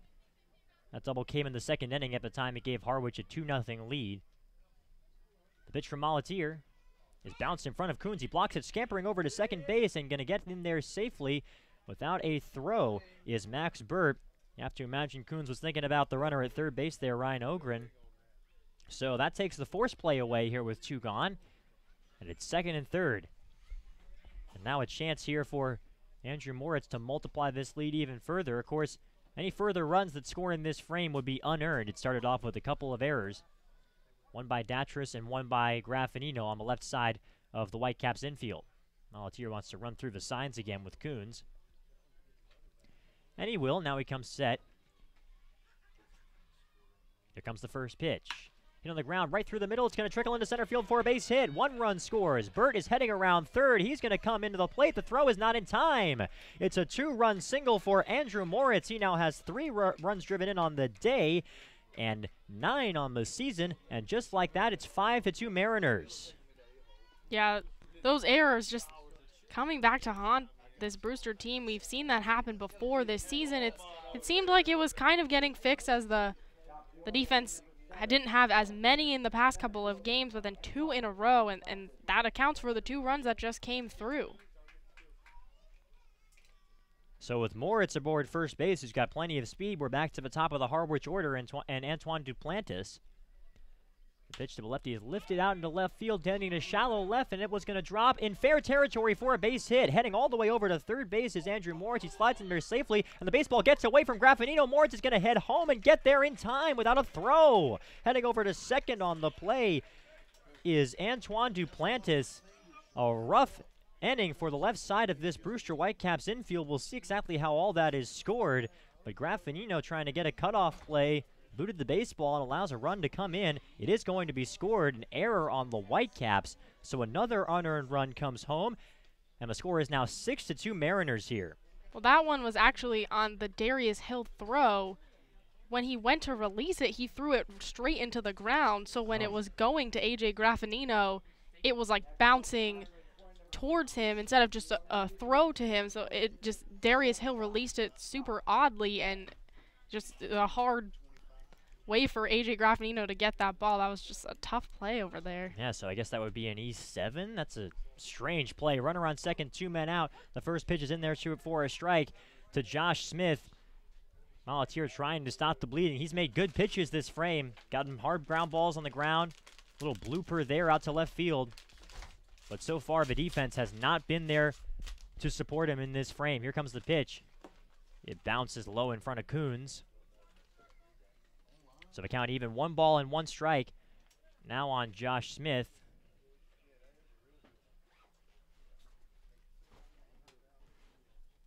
Duplantis aboard second base. Already has a stolen base of third today. The pitch bounces in front of Coons again, and he quickly whips off the mask to try and stare down Duplantis, who's got plenty of speed out there. That stolen base, as we mentioned, was his first on the Cape this year, but he had quite a few with the LSU Tigers. Had 19 of them to be exact, out of 23 tries.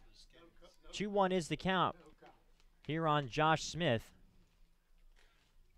Molatier holds the set and deals 2-1. That's low. 3-1 now the count. Missed with the fastball, it looked like.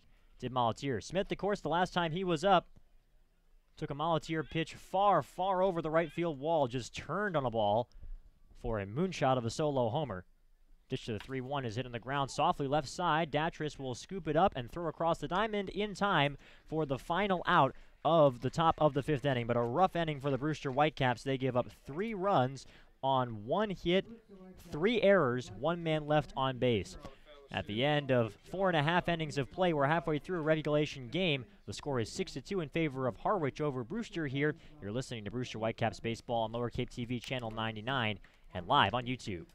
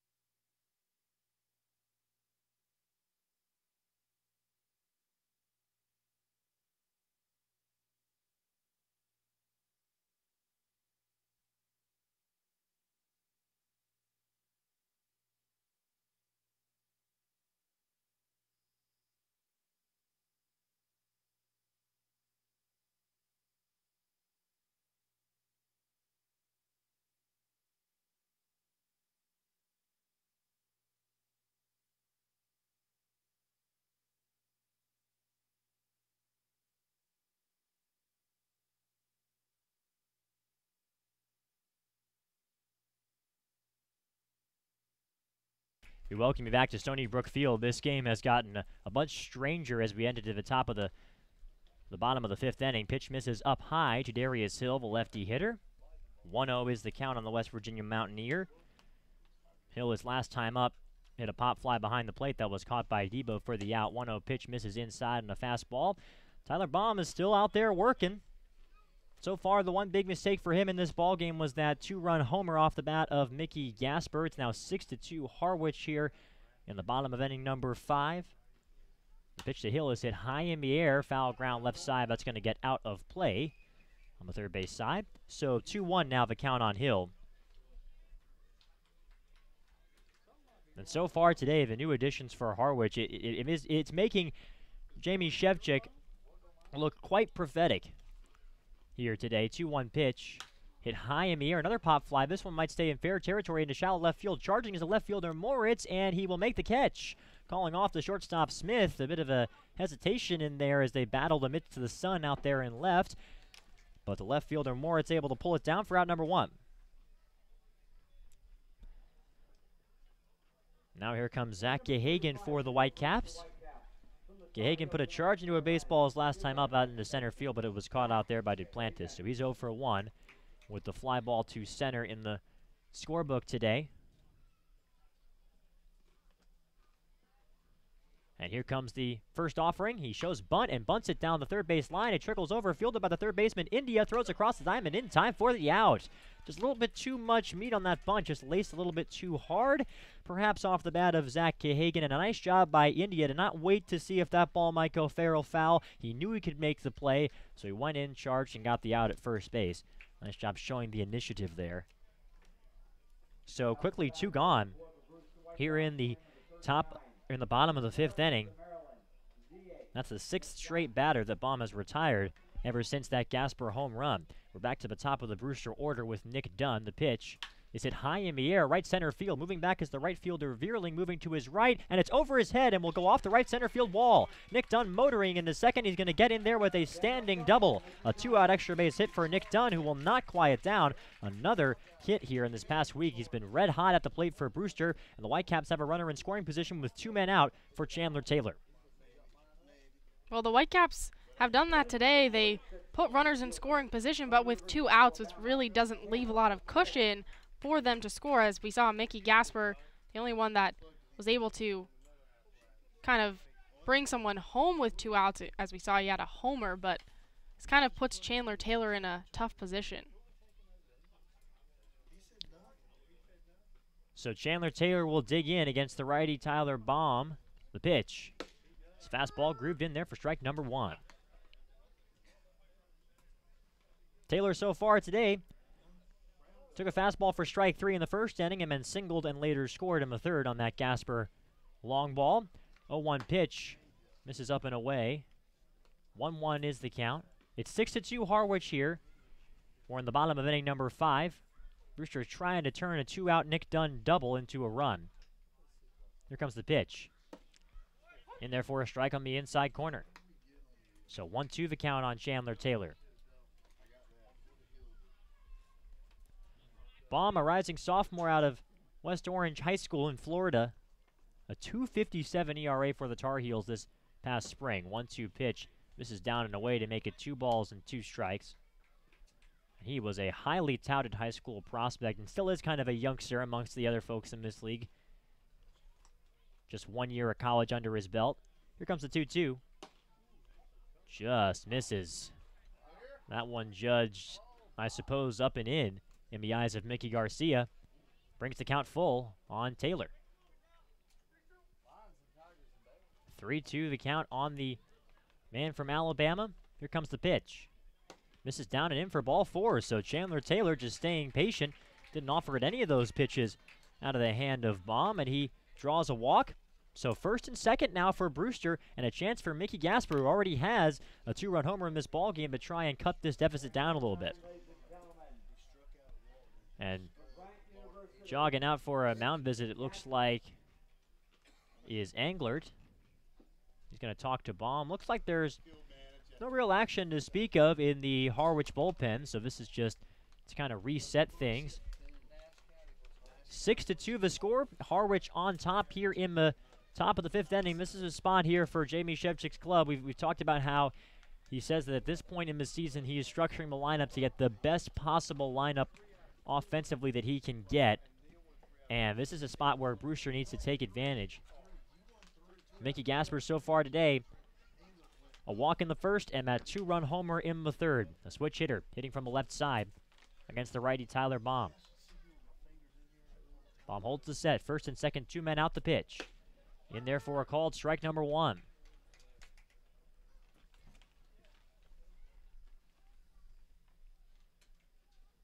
Baum is working quickly here. Here comes the 0-1 pitch. It's in there for a strike. Painting the outside corner. That's what you got to do. If you're Tyler Baum, you're in a tough situation. You want to protect the lead. Just go out and throw a couple pitches for strikes. Get yourself ahead in the count. That's what he's done all game. 0-2 pitch is lifted foul behind the plate. Gasper just kind of waved at that one, stuck the barrel of his bat out. And the count is 0-2, and this is the kind of following the familiar script that we've seen with a lot of Mickey Gasper ABs so far this season. When he falls behind in counts, he can slowly work his way back by fouling off tough pitches. 0-2 pitch is hit on the ground to the first baseman, fielded over there by Bird against his body, and he steps on the bag for out number 3. So Gasper hits a hard ground ball out for out number 3 of the 5th inning for Brewster. They get no runs on 1 hit. They leave a couple on base at the end of 5. It's 6-2 Harwich. This is Brewster Whitecaps Baseball on Lower Cape TV Channel 99 and live on YouTube.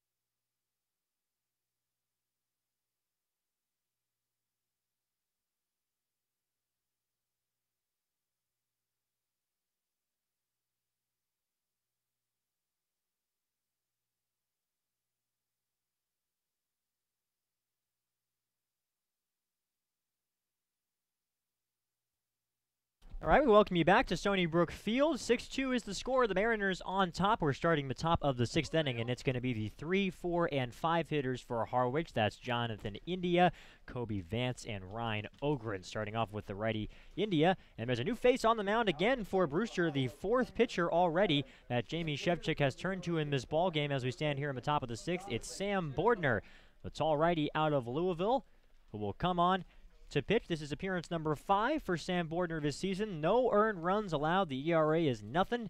He's thrown 6 2/3 so far. 4 hits allowed in those 6 2/3. 3 walks and 9 strikeouts to his name.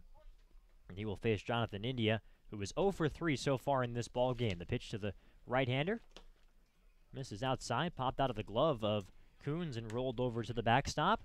As you mentioned, Sam Bordner, you look at his profile and you can see him on Lower Cape TV. He's got the bright blonde hair and the tall stature. Here comes the 1-0 pitch, and it's in there for a strike to make the count 1-1. He kind of has the look of a flamethrower, but really he's not a guy who's going to blow anybody away on the mound. He just has very good command. His fastball will be low 90s.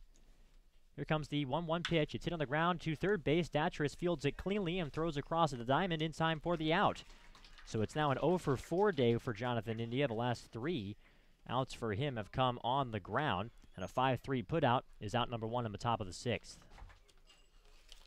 If you're just joining us and wondering why on earth there are 4 pitchers already in this game for Brewster, it was Davis Daniel who started things off for the Whitecaps, threw an inning and struggled in the first round of giving up a run on an RBI single by Kobe Vance, who digs in now for Harwich, and then complained of some discomfort in his arm. We're not sure exactly what the particulars are of that, but was pulled after 1 inning. The pitch to the righty Vance is a breaking ball dropped in there for strike number 1. So 0-1 the count on the man from Alabama. Vance, after that RBI single I mentioned, had a walk in the second and was left stranded on third. Line 1 right back to Joe Molatier his last time up. 0-1 pitch. That one just missed outside to make the count 1 ball and 1 strike. The line on Molatier, he threw 2 innings, gave up 3 hits, 4 runs surrendered. They have 1 earned run here in our scorebook. Not sure if, as the pitch to the righty is in there for a strike on the outer edge. That 1 earned run came from Josh Smith's homer, and the remaining 3 runs he gave up were in the 5th inning. Those were all unearned thanks to 3 separate errors from Brewster. 1 walk and no walks and 1 K for Molatier. Here comes the 1-2 pitch. It's lifted high in the air, shallow right field. Chandler Taylor on the run. He's on his horse, and it drops in fair territory for a base hit. Kobe Vance takes a wide turn at first base, but thinks better of it. Just kind of looped that one in there. We've seen a few of those so far today, just kind of finding their way inside the foul line. So Kobe Vance reaches base for the 3rd time in 4 plate appearances today. Yeah, besides Josh Smith's home run, we really haven't seen a lot of hard-hit baseballs from this Harwich team. They're just finding a way to bloop those in for base hits, and then with all the errors that Brewster's had, it just hasn't been as difficult to bring them home. So here comes Ryan Ogren. He took advantage of a defensive miscue his first time up, reached on that error from Datris. 6-2 Harwich, top of the 6th. Bordner checks the runner at first. Vance so far this year 6 out of 6 stealing bases on the Cape. Certainly knows how to pick his spots. As the righty Ogren digs in. Ogren out of Elon University. He's a Phoenix in North Carolina, where that school is located. Here comes the pitch. Runner's going for second. The pitch is lifted high in the air, foul ground right side. So Kobe Vance will have to retreat. And the count is no balls and 1 strike on Ogren. Ogren's complete day. He struck out swinging on a changeup. The only strikeout of the day for Davis Daniel back in the 1st inning. Singled in the 3rd and then reached and later scored after getting on base on that E5 in the 5th. 0-1 the count on the rising junior from Devon, Pennsylvania. And check the runner again. I mentioned a lot of these newcomers have been doing well in this ball game for Harwich. Got a few big bats coming in back on just a few days from the 7th through the 10th in July. They brought in a bunch of important pieces. 0-1 pitch misses inside to make it 1-1. Josh Smith and Antoine Duplantis both arrived from LSU on the 7th. Logan Browning, the hurler from Florida Southern, arrived on the 8th of July. And then Jonathan India came in less than a week ago back on July 10th. And so far today, Duplantis has reached base 3 times in 4 plate appearances. Josh Smith has a titanic home run. The pitch is lifted high in the air to right field. Chandler Taylor on his horse. He's racing back toward the track, toward the wall. It's over his head and up against the right field wall. Kobe Vance is motoring into third base. He'll head there, and getting into second with a standing double is Ryan Ogren. And the hits just keep on coming for Harwich. It's now second and third with one man out. Man, that was eerily similar to the homer we saw today, as we saw Chandler Taylor just on his horse trying to get there, just a couple of baseballs away from going completely out. So it hit the wall there, but as we said, they didn't have a lot of hard hits. Of course, we just see one there. Nice hit baseball. So now it's Matt Vierling's turn. Vierling also reached on an error. Really a tough inning in that fifth frame for Brewster, as the Whitecaps are now forced to bring the infield in with second and third and one man out. Bordner gets ready. Here comes the pitch. It misses down and away to make the count 1-0 on Vierling. Vierling, a rising junior out of St. Louis, Missouri, went to Christian Brothers College High School, one of the best athletic high schools in the state of Missouri. Here comes the 1-0 offering from Bordner. And it's in there for a strike on the outer edge to make the count 1 ball and 1 strike.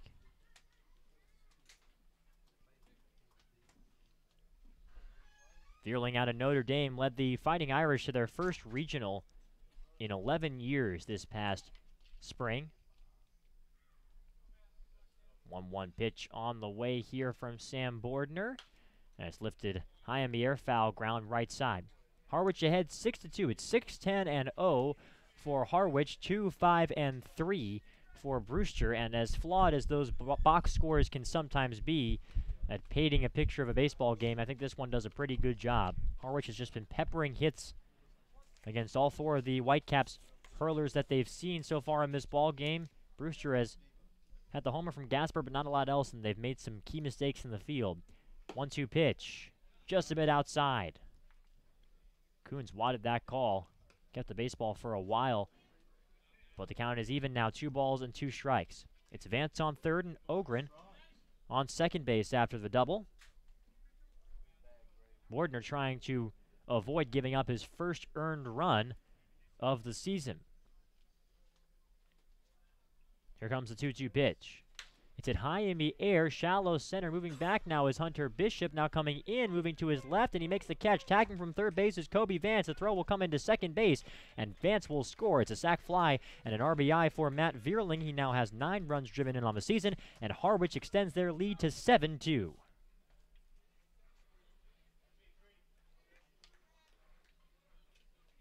Bishop had to really range out there to go down into right center field to get that baseball, but get to it he did, and elected to keep Ogren anchored at second base, as Vance had too much speed, scoring easily on the sac fly. So now it's Bradley Debo. Runner on second base, 2 men out. It's now 7-2 Harwich. Here in the top of the 6th inning, Whitecaps pitching has only put up 1-0 today. It was in the third. The pitch, this is down low. And even in that third inning, Harwich was able to put a couple of runners on. That was against Will Tribuker. 1-0 the count. And here comes the pitch from Sam Bordner. It's in there for a strike. This game has stretched on quite a ways here. 6:45 on the East Coast. And although we have seen Harwich battle a lot like they did in that 4th of July game, really it's been just because Harwich has been getting a lot of hits. They've been putting the Brewster pitchers in tough situations where they've been forced to take a lot of time in between pitches. Here comes the 1-1 pitch. Called strike number 2 on the outside edge. So 1-2 the count. And of course, now Sam Bordner's ERA is defined. The first earned run for him so far in this season allowed. Debo is 0 for 3. Struck out his last time up swinging. That was against Molatier.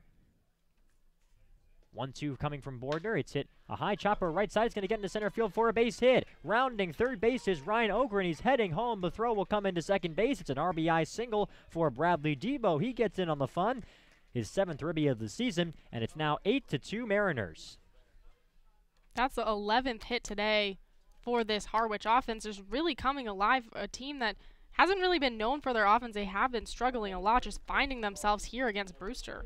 And with that one, Jonathan India is the only Harwich Mariner who has not reached base so far in this ball game. India 0 for 4, and here is Max Burt. He doesn't have a hit yet, but he's scored 2 runs. The pitch is hit on the ground, left side. It gets into left field for a base hit down the left field line. Rounding second base is Bradley Debo. He's going to head into third. Motoring into second base is Max Burt, and he'll get in there. Safe at third base is Brad Debo. And so another double, another piece of hard contact off the bat of a Mariner against Sam Bordner here. Second and third, 2 men out.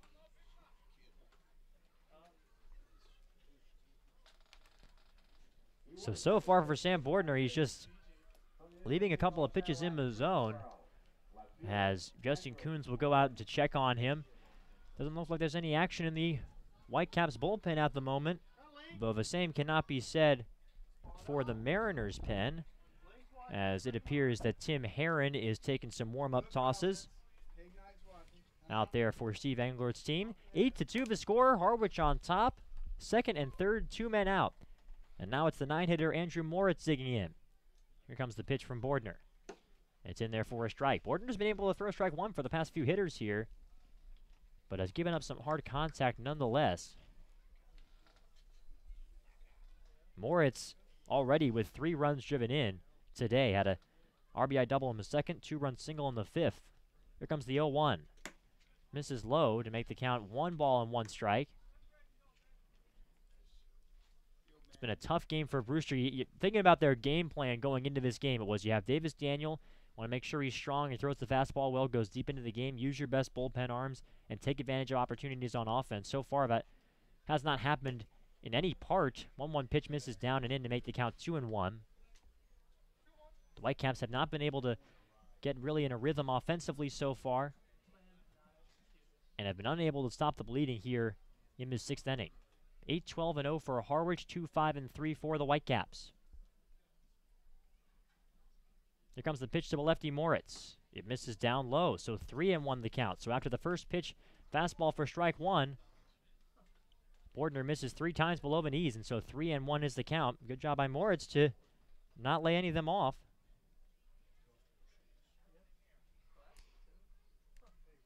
Bordner comes set.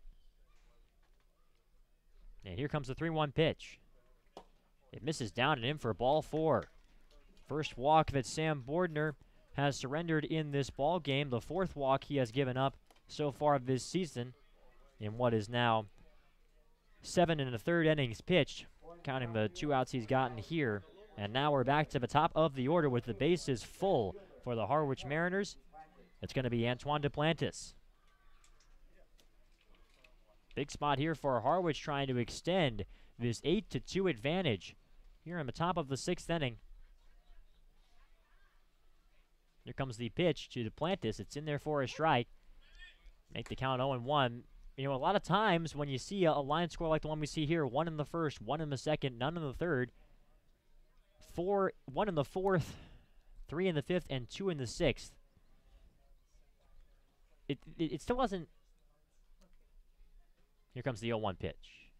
Hit high in the air, center field. Hunter Bishop moves back a couple of steps, but he's right where he needs to be, and he makes the catch without having to move very much, and that retires the side on a nice line drive to center from Antoine Duplantis. So Harwich does leave the bases full, but they get a pair of runs on a total of 4 hits, and as I mentioned, they leave the bases loaded. At the end of 5.5 innings of play, Harwich 8, Brewster 2. You're watching Brewster Whitecaps baseball on Lower Cape TV Channel 99 and live on YouTube.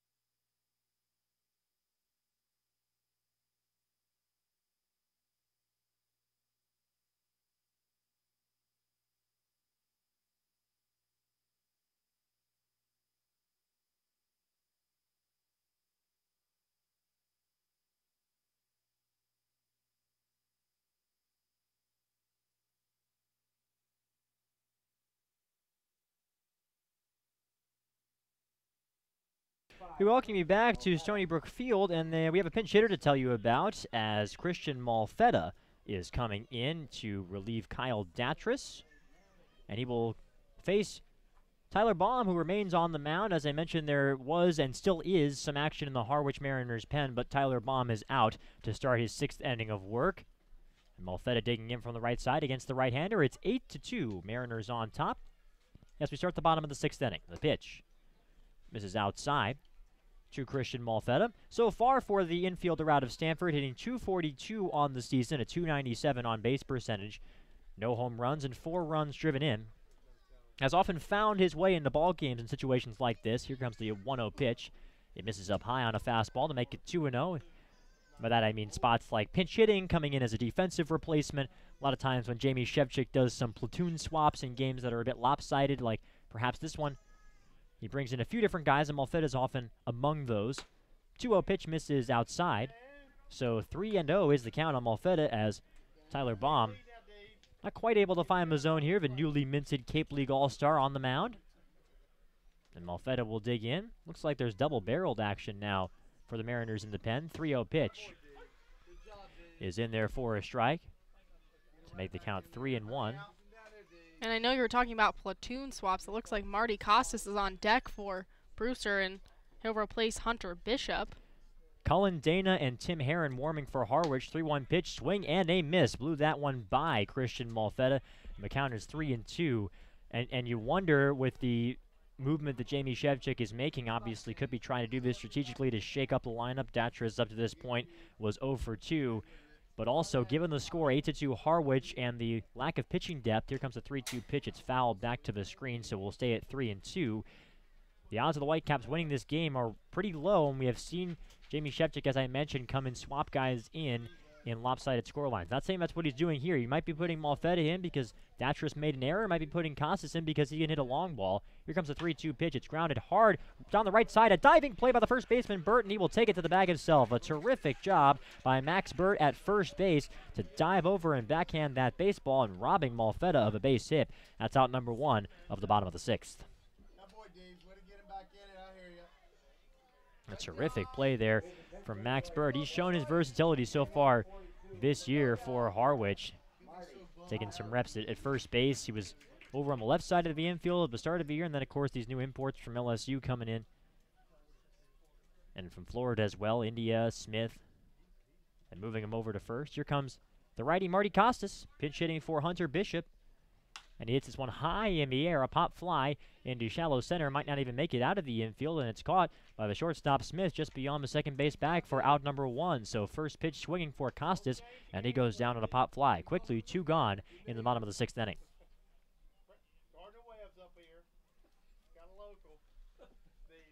So now it is Justin Coons' turn, and it will indeed be Justin Coons who steps up to the plate for Brewster.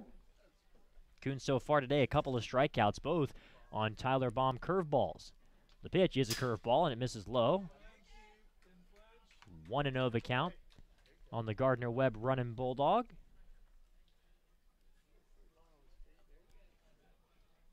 Tyler Baum so far has looked very comfortable on the mound. He's worked quickly. He's played his game. 1-0 pitch. Just misses up high to make the count 2 balls and no strikes. The one blemish on his resume, a 2-run homer from Mickey Gasper, as the Mariners lead 8-2 in the bottom of the 6th inning. The pitch hit high in the air, a pop fly behind the plate. Moving over is the catcher Brad Debo. It looks like he's got it, and he's going to be called off by the third baseman India, who makes the catch to retire of his side. So a couple of pop flies will bookend that 6th inning. And so Tyler Baum is able to get through the frame. 1-2-3 go the Whitecaps in the bottom of the 6th. 8-2 Harwich at the end of 6. You're watching Brewster Whitecaps baseball on Lower Cape TV channel 99 and live on YouTube.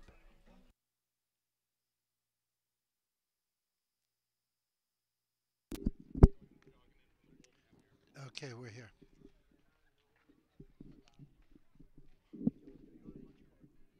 What? Okay. We're coming back on top of 7, so it's going to be Mora.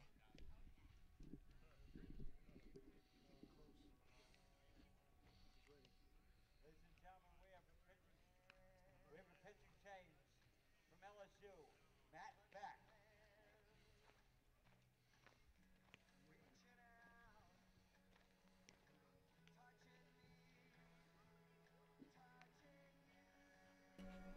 Welcome back to Stony Brook Field. Let's send it down to the third member of our team, Aiden Doyle, on the sidelines. Aiden, take it away. Thanks, guys. Well, here Matthew Beck has taken over on the mound for the Whitecaps, but the previous inning, obviously went to Sam Bordner out of Louisville, and Sam's father is here in attendance. So keeping with the theme of Whitecaps family members in attendance, I talked with his father, and he said, you know, Sam obviously had an incredible year for Louisville this year and only just gave up his first earned run of the season there in the previous inning, but baseball wasn't always a sure thing for him. He was a three-sport athlete in high school, played football, basketball, and baseball, and actually after his freshman year was ready to drop baseball completely and focus on basketball. Then his father and his mother took him out to dinner, sat him down, and said, yes, you might be able to play college basketball, college baseball, whichever one you choose, but your future could potentially lie beyond college in baseball. And that's when he made the decision, and so far, looks like it's a pretty good one. Back to you guys. Thanks so much, Aiden. And we weren't lying to you when we told you Jamie Shevchik likes to switch things up a lot when the games are a little lopsided, as we have a lot to tell you about. First, we'll start with Matthew Beck. He's on the mound for the Whitecaps, replacing Sam Bordner out of LSU. And then in the infield, we got Zach Gahagan. He moved from second. He's at third base. Connor Smith is at shortstop. Christian Molfetta moves to second base, and Mickey Gasper stays safely at first. And then in the outfield, Darius Hill still in the left. Marty Costas now in center, replacing Hunter Bishop, and Devin Foyle replacing Chandler Taylor out in right field. Justin Kuhn still behind the plate. And that's it for the swap. Got you caught up there, and here comes the first pitch from Matthew Beck. That one in for a ball. Ball number 1 to Josh Smith. Second pitch up and outside. Count moves to 1-1. Here comes the 1-1. That one Coons wanted, but just outside for ball 2. To the number 2 hitter today for the Harwich Mariners. Here comes the 2-1. That one roped into right field and will drop for a base hit. Foyle able to get it on the hop, but that's good for a single for Josh Smith to start out this 7th inning. Boy, he's hitting the ball hard today, isn't he? Josh Smith is showing everybody why he's such a highly touted prospect here. Nothing but hard contact in this ballgame. And keep in mind, way back in the first and second innings, which seemed like forever ago in this 8-2 ball game, he drew a pair of walks in his first 2 plate appearances, so showing patience as well. Matthew Beck with a looping breaking ball in for a strike. Moves the count to 0-1 against John India. As you mentioned before, the only Mariner not to get on base in this starting lineup. Here comes the 0-1, and he'll hit one up the third base line, just barely stays fair. And he's definitely at first, and that moves the runner to third. So Smith comes into third, and India breaks that streak we were talking about, and now every starter for the Mariners has gotten on base today. You are right, Maura, and that was kind of a tricky play for India base running wise. Kind of hesitated in between first and second base. Then he saw the throw was going into third and went all the way over. He was almost out in no man's land halfway between, but able to leg it out. So that will be a double. 2 runners in scoring position for Kobe Vance. Vance having a great day. Does have an RBI to his name. Brought home the first run as a breaking ball gets Vance to whiff. So the count moves to 0-1.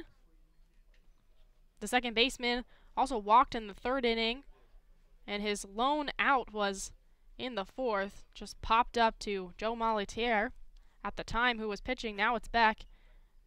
And in the 6th inning, he had a single and then came home on a Brad Debo RBI as he swings and misses again to go behind in the count 0-2. Matthew Beck trying to get his first out of this top of the 7th inning. Runners on 2nd and 3rd, and Brewster down 8-2 to the Harwich Mariners.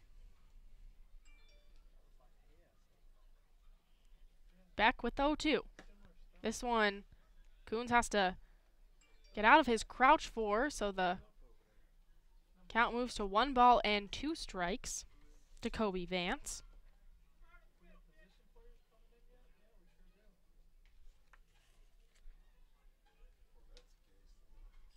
Beck nods his head for the signal. Here comes the 1-2.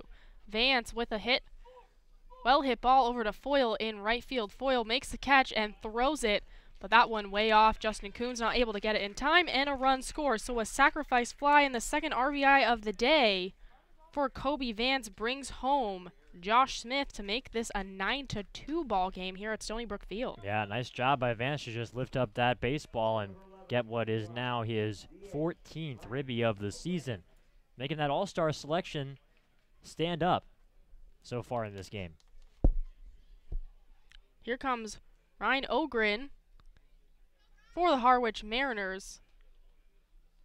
Runner on second now as Vance just scored as the breaking ball misses down and out for ball 1. Ogren struck out in his first at-bat and then has gone on ever since as Beck stares in for the 1-0. This one hit to shortstop. Connor Smith with the grab and throws it over to first, but in the process, the runner moves to third. It's now 2 down, but a runner 90 feet away. It's going to be John India looking to score the 10th run and make this an 8-run lead for the Harwich Mariners. Matt Veering now digging in for the Mariners.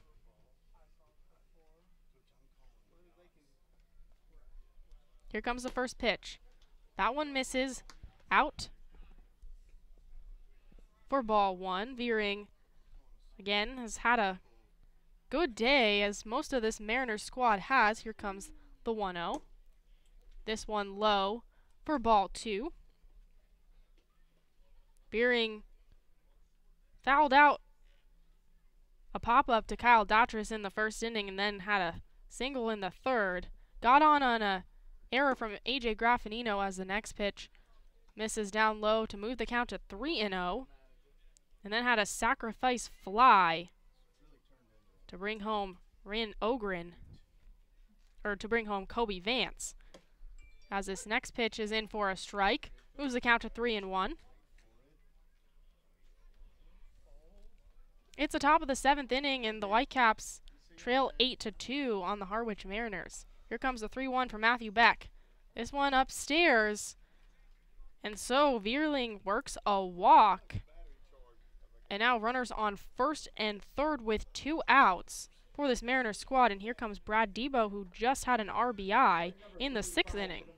And in a 9-2 game here with Matt Beck coming in, it kind of reminds you of when he made his debut again in Harwich against this very same Mariners.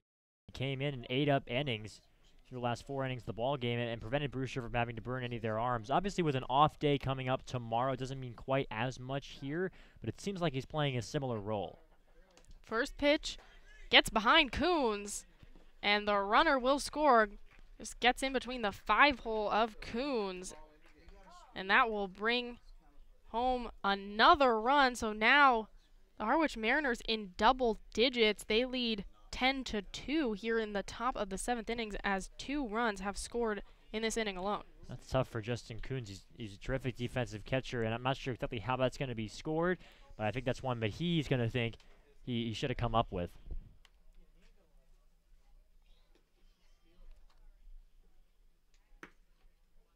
Next pitch is low. Coons able to make the grab. Moves the count to 2-0. It was India who scored in that frame, and so again, it's a 10-2 lead for the Mariners. Here comes the 2-0. This one hit high. It's the second baseman, Molfetta, moves back and makes the grab, running backwards, and that will end the inning. But the Harwich Mariners do their damage, score 2 runs off of 2 hits, and they leave a runner on base. The score is 10-2 after 6.5 innings of play here at Stony Brook Field. You're watching Brewster Whitecaps baseball on Lower Cape TV, Channel 99, and streaming live on YouTube.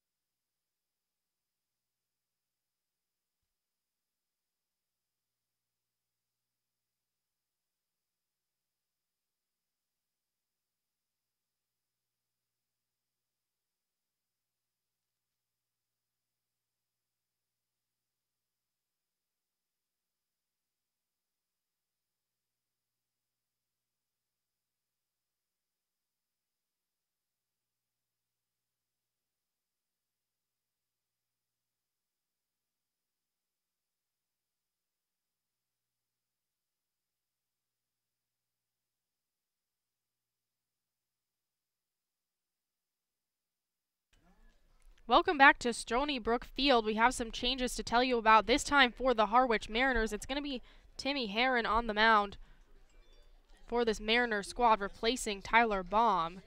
And then some changes in the infield as Justin Novak comes in. He will bat for Josh Smith and will play third base as Jonathan India moves to shortstop.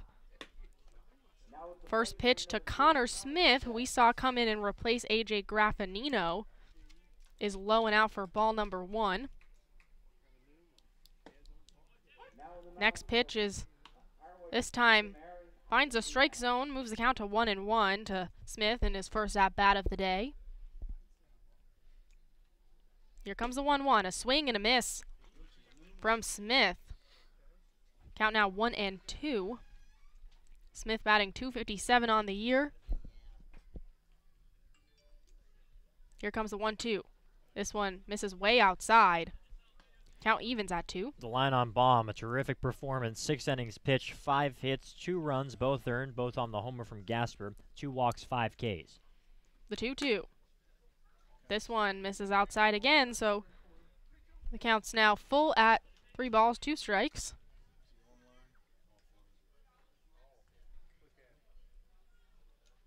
Here comes the payoff pitch.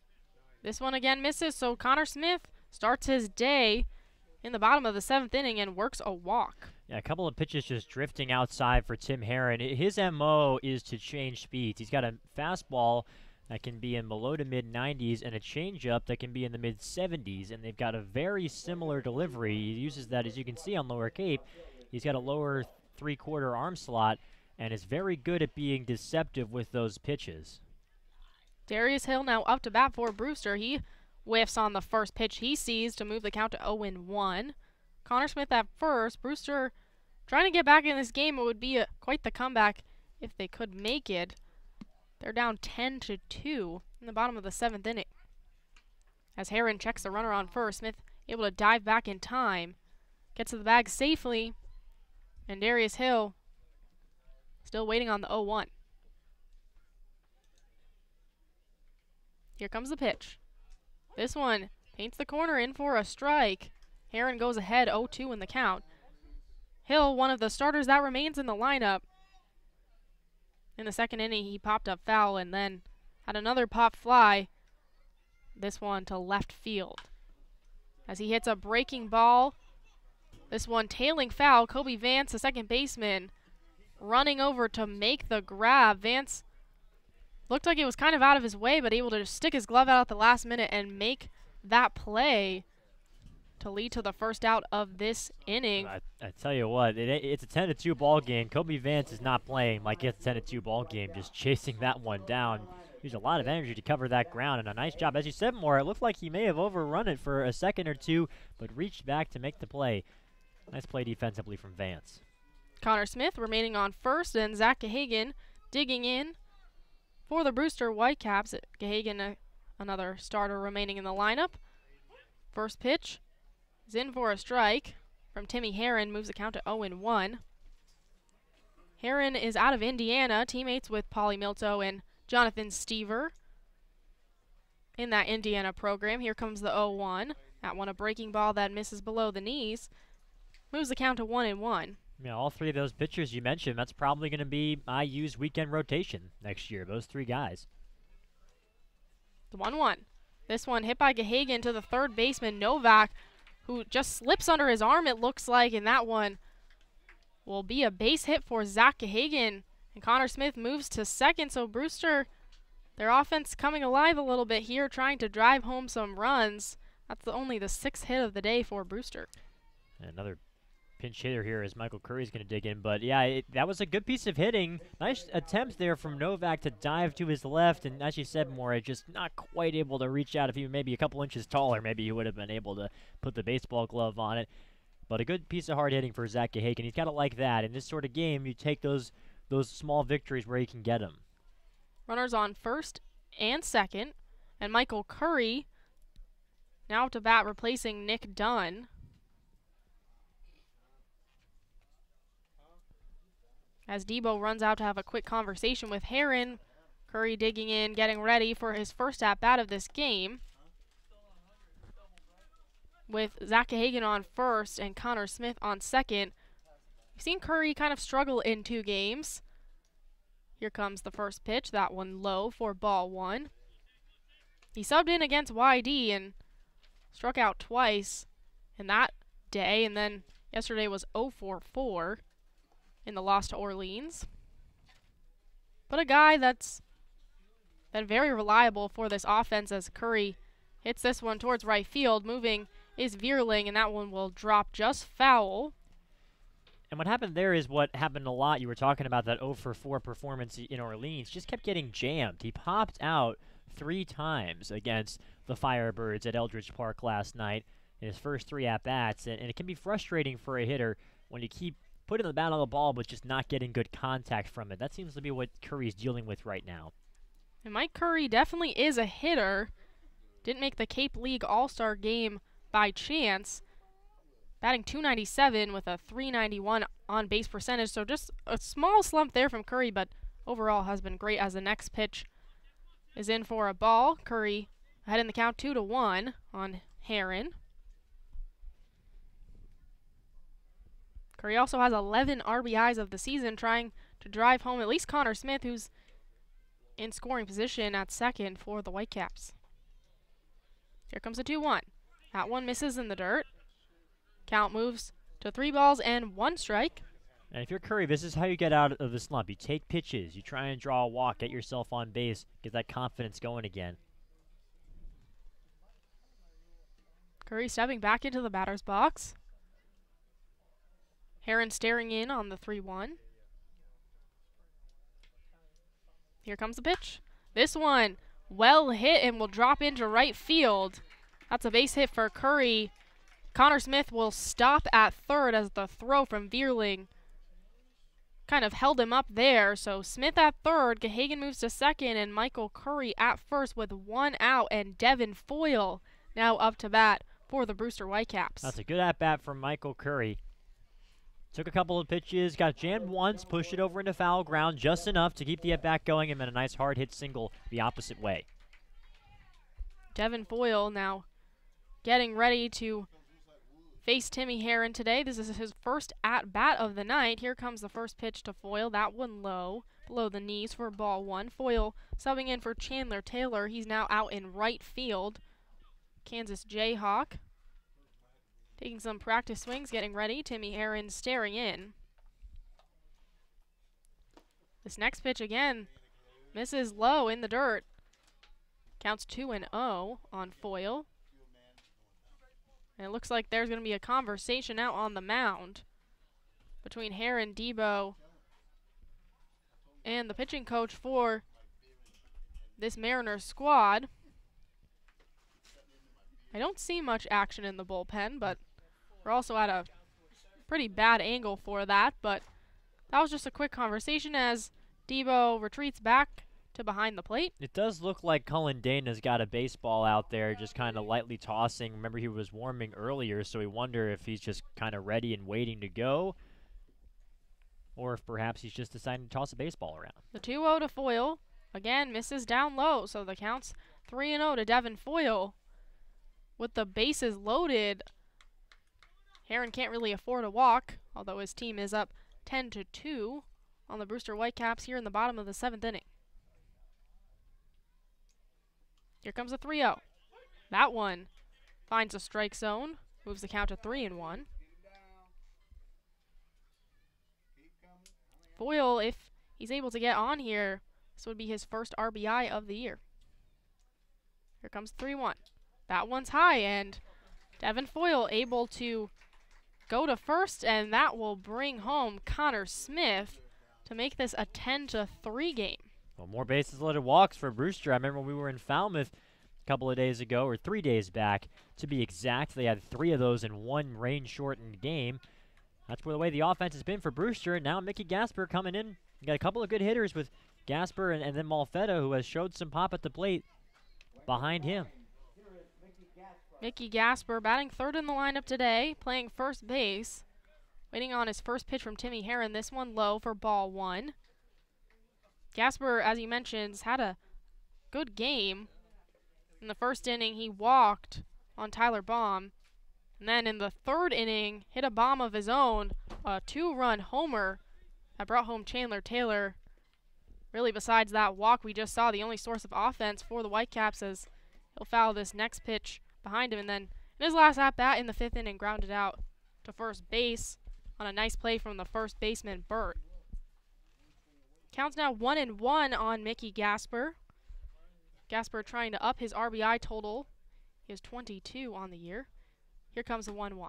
This one misses upstairs. Count moves to 2-1. Again, bases still loaded for the Brewster Whitecaps. Devin Foyle on first, Michael Curry on second, and Zach Hagan on third. 2-1. That's a strike, so 2 balls, 2 strikes to Gasper.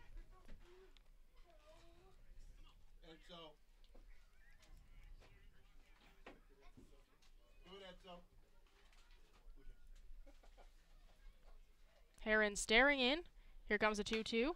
Gasper will foul this one, chop it on the third base line, right to the third base coach, Ryan Smythe. It's a typical Mickey Gasper spoil swing there, just fouling that one off toward the left side.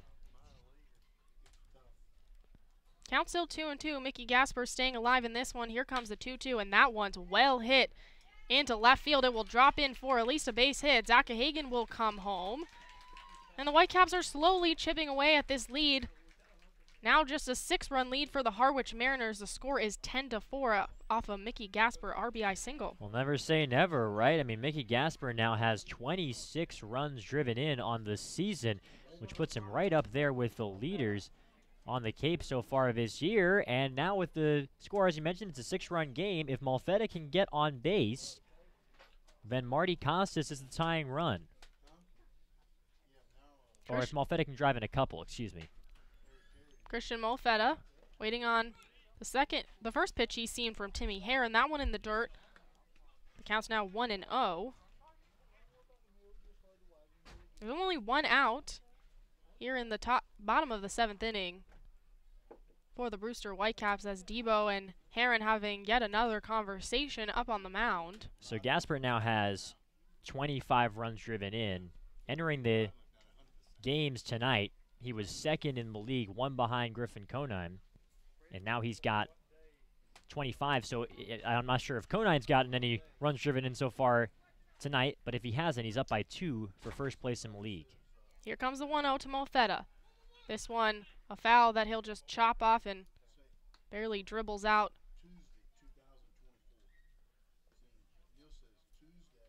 Oh, excuse me, that one looks like it popped out of Debo's glove. So 2 balls, no strikes to Christian Malfetta out of Stanford.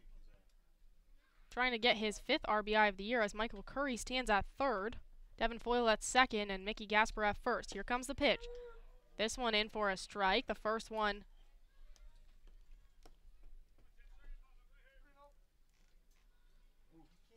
Malfetta stepping back into the batter's box. 3-0. That was a pretty emphatic ball call. The 3-0. This one below the knees, and once again for the 2nd time in this inning, an RBI walk. Christian Malfetta gets on base and drives home Michael Curry just on a walk from Timmy Heron. Tell you what, this is the Whitecaps offense at work. They've walked a ton of times. They clogged the base paths up because of that, and they make life difficult for pitchers. Costas, I'm not a math major, and I messed up the calculation. Costas won't be the tying run, but the tying run is on deck now for Brewster, and they're going to do it against a new arm. So Timmy Heron is out of the game. A new arm will come in for Harwich. We'll get you all set up on that after the break. Stick with us. You're watching Brewster Whitecaps Baseball on Lower Cape TV, Channel 99, and streaming live on YouTube.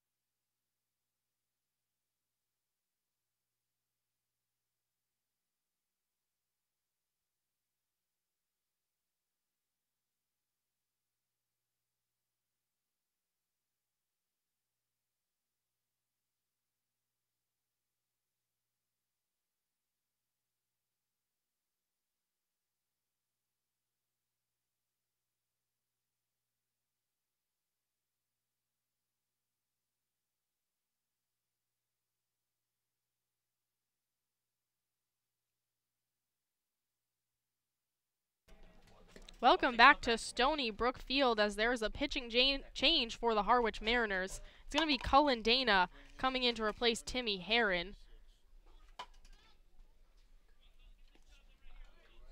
Still the bottom of the 7th inning, and now it's Marty Costas up to bat for Brewster with the bases loaded.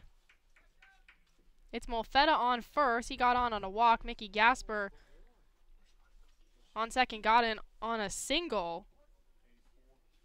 And then Devin Foyle at third. He also got on a walk. Here comes the first pitch to Marty Costas. That's a breaking ball that misses down low for ball one. Counts now 1-0 on Marty Costas. Connor Smith is on deck right now for Brewster, and if you're wondering what more moves are in store for Jamie Shevchik, Infante is the only position player left on the bench. Here comes the 1-0. Another breaking ball that misses in the dirt. 2 balls and no strikes to Marty Costas. He replaced Hunter Bishop in the 6th inning. In his first at-bat, had a pop fly to center field, or rather Kobe Vance ended up making that grab. 2 balls and no strikes to Marty Costas. Here comes the pitch. That one, a breaking ball that was able to find the strike zone. Moves the count to 2-1.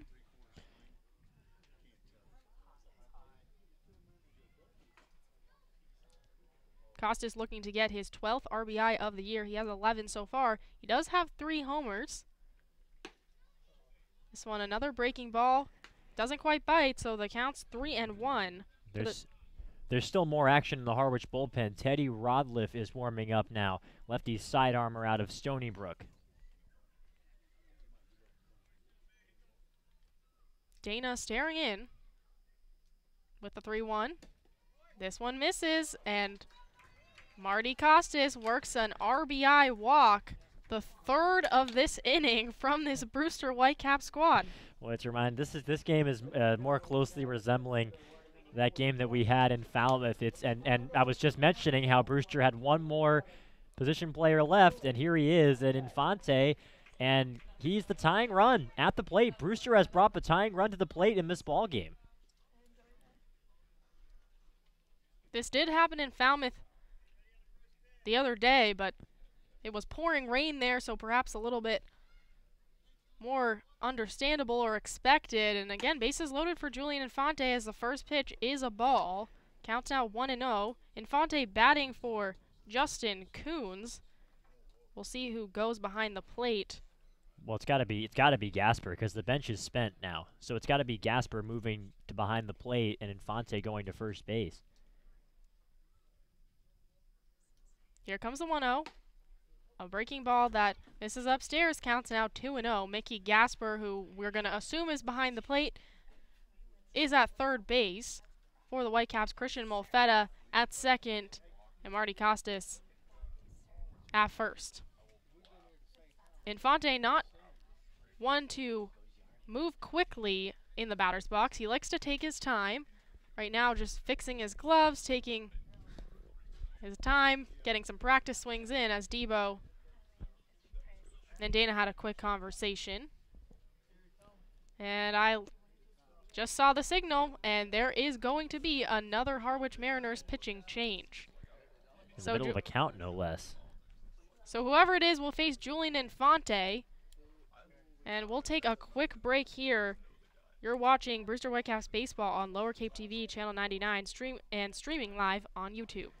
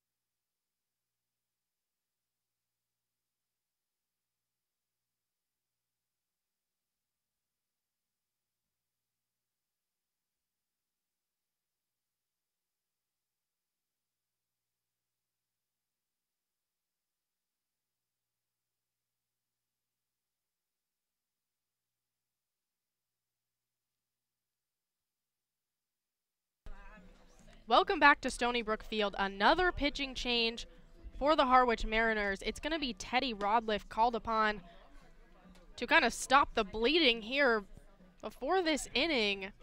The Mariners were up 10-2. Brewster has scored 4 runs in this inning, 3 of which have come on bases loaded walks.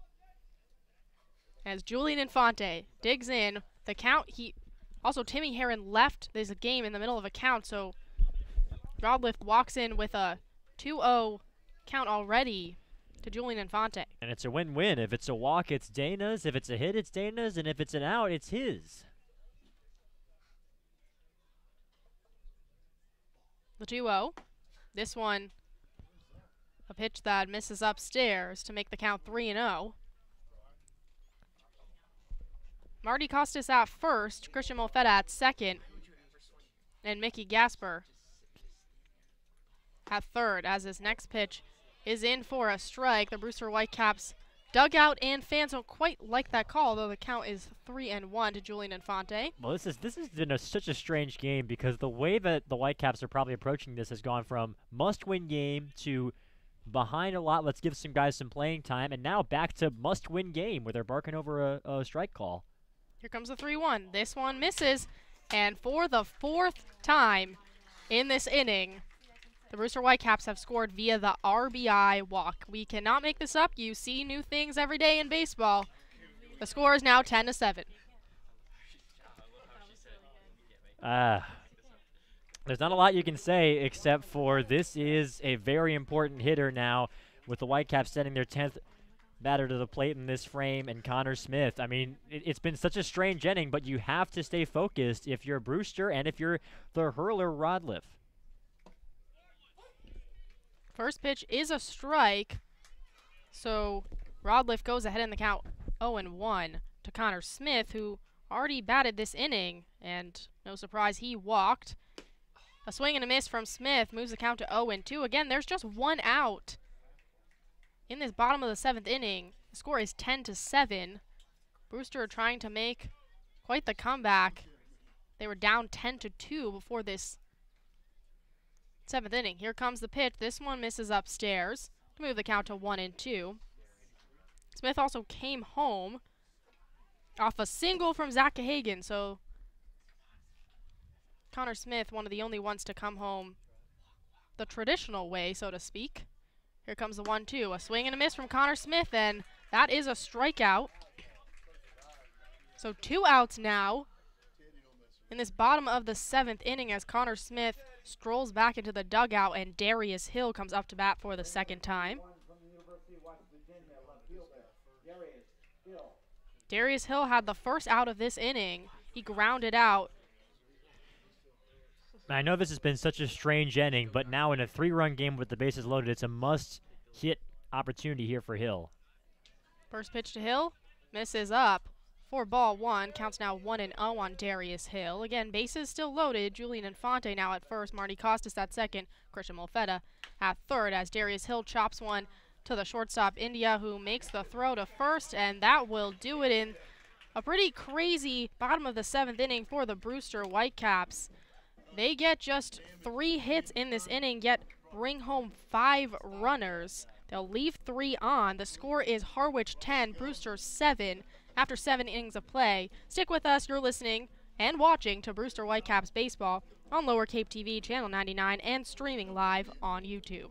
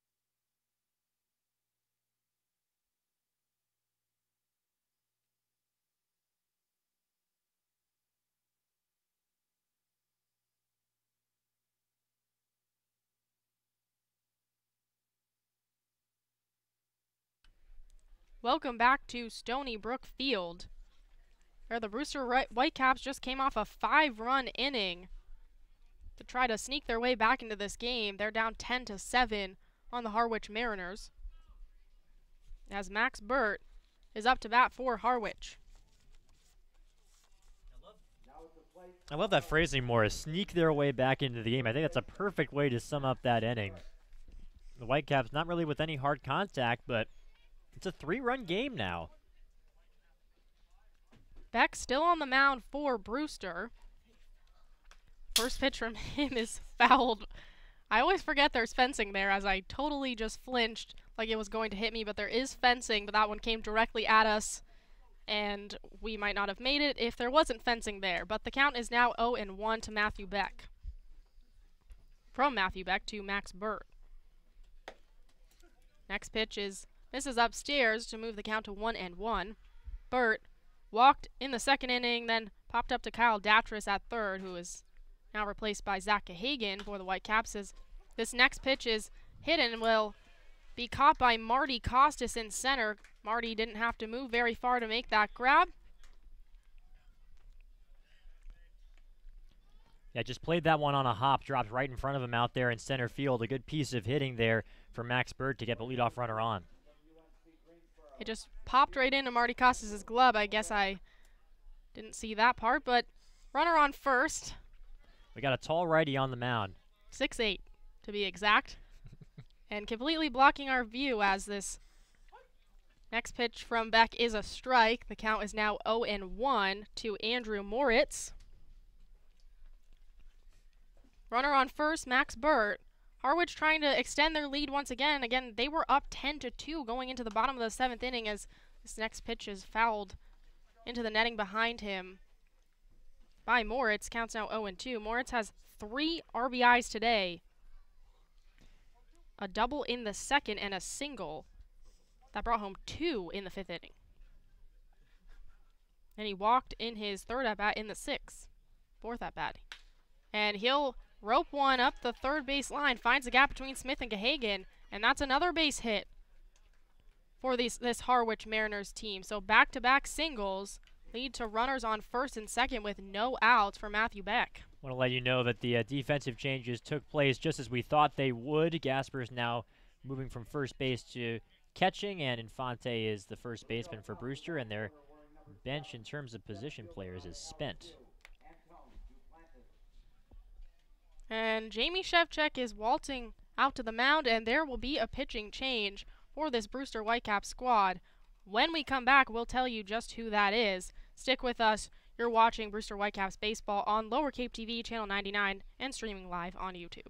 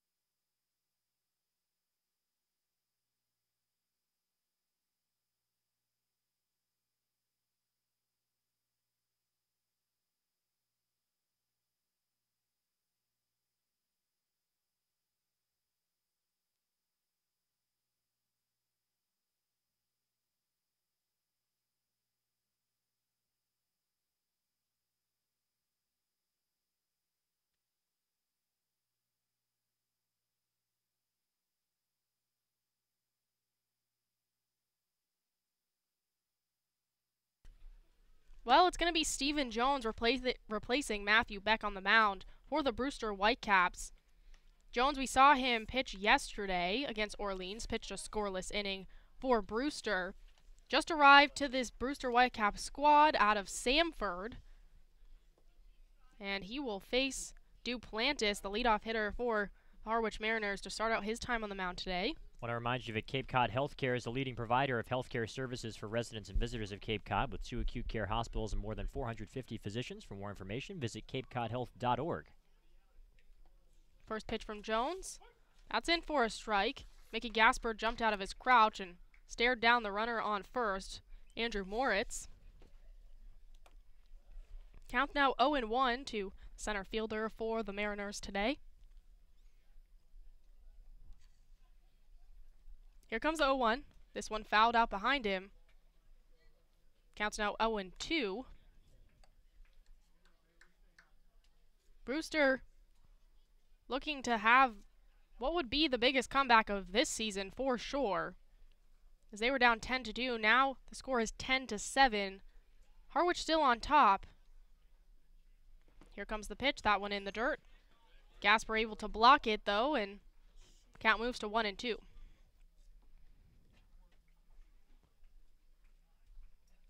Moritz on first, Burt on second, so a runner in scoring position for this Mariners squad.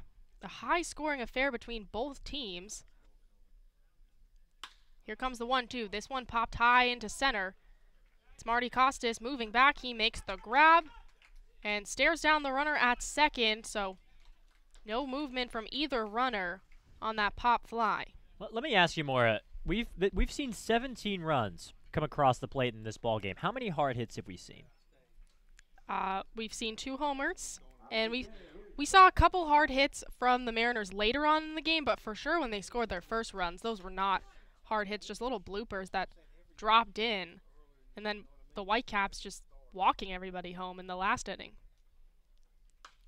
As this pitch to Kobe Vance is fouled out behind him. This is Justin Novak. Novak replaced Josh Smith in the game and now batting for the first time today. As he'll hit one hard on the first base line that will drop foul. That one a line drive that couldn't stay fair. Again, runner still on first and second. The count's now 0-2. There's 1 out here in the top of the 8th inning. Score is Harwich 10, Brewster 7. Here comes a breaking ball. That one misses upstairs. Counts now 1-2.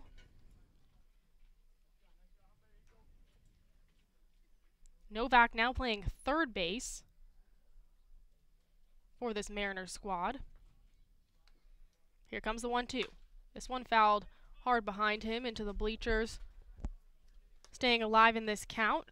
1 ball, 2 strikes as Mickey Garcia gets some more balls behind the plate. And it looks like Logan Browning is loosening up out there in the bullpen for Harwich. Not throwing yet, but stretching himself out, taking some very soft tosses in front of the mound. Here comes the 1-2. That one, Novak had to check his swing there. That one was outside for ball 2. As Mickey Gasper appeals to Mickey Garcia and asks if he went there. He did not. So the count's 2 balls, 2 strikes. So 2 Mickeys behind the plate today. Here comes a 2-2. This one low in the dirt. Gasper able to block it with his shins, and count is now 3-2. Jones replacing Beck in this game. Waiting on the payoff pitch. He's staring in. Here comes the payoff pitch. This one, a little blooper that's hit to third base. Zakahagan makes the grab. Runners don't move, and that's good for 2 outs in this top of the 8th inning. Just what you needed if you're Stephen Jones on the mound. Just a little, as you said, more just a little blooper, got it to jam. That was a result of a good pitch from Jones, and Gahagan able to put it away, and now the 3-hitter comes up in India. And if Brewster can get him retired, they've got a chance at this thing in the bottom of the 8th and the 9th inning following. India taps his stick on the plate, getting ready from the first pitch from Jones. The first pitch is low for ball 1. And you can see the second baseman who's Malfetta out there right now. He's pinching towards second a little bit to hang and put some pressure on the runner, but also they got the spray charts hanging in the Brewster dugout, and so far India has put a lot of ground balls that he's pulled to the left side so far. Next pitch misses again for ball 2. Counts now 2-0. As you mentioned, India has grounded out 3 times today. Once to the pitcher, once to short, and once to third base.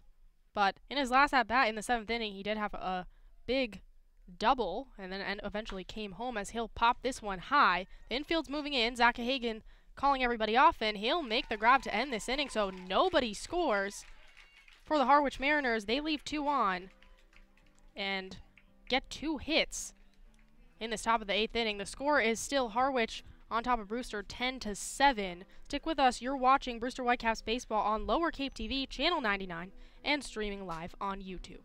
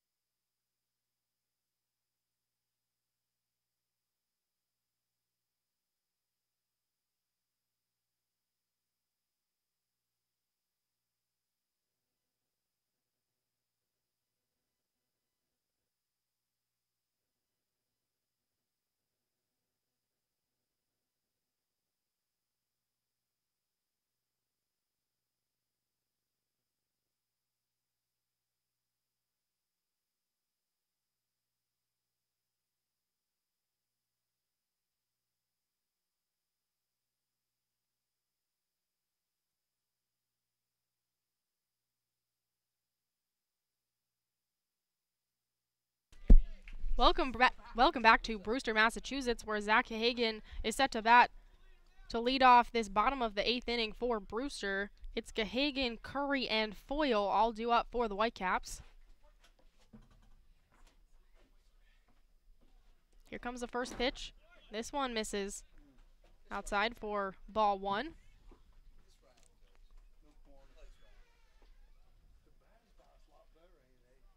Here comes the 1-0.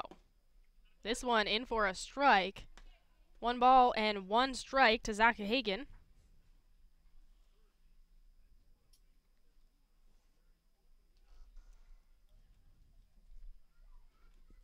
Gahagan had a single in his last at-bat as he takes the next pitch for a strike and goes behind in the count 1-2. Nicely done to paint the inside corner from the side armor rod lift. Teddy Rodliff still on the mound for this Harwich Mariners squad, trying to avoid a comeback as it looks like it's Rodliff who signals for Mickey Garcia to call time. 1 ball, 2 strikes.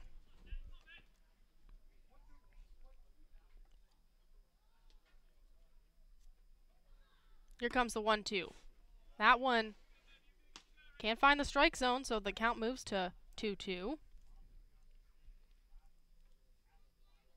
That single was the only hit of the day for Gahagan, as he'll pop this one. Debo takes his mask off, and the first baseman, Burt, was moving, but that one just went out of bounds. So count still 2-2. Gahagan staying alive in this one.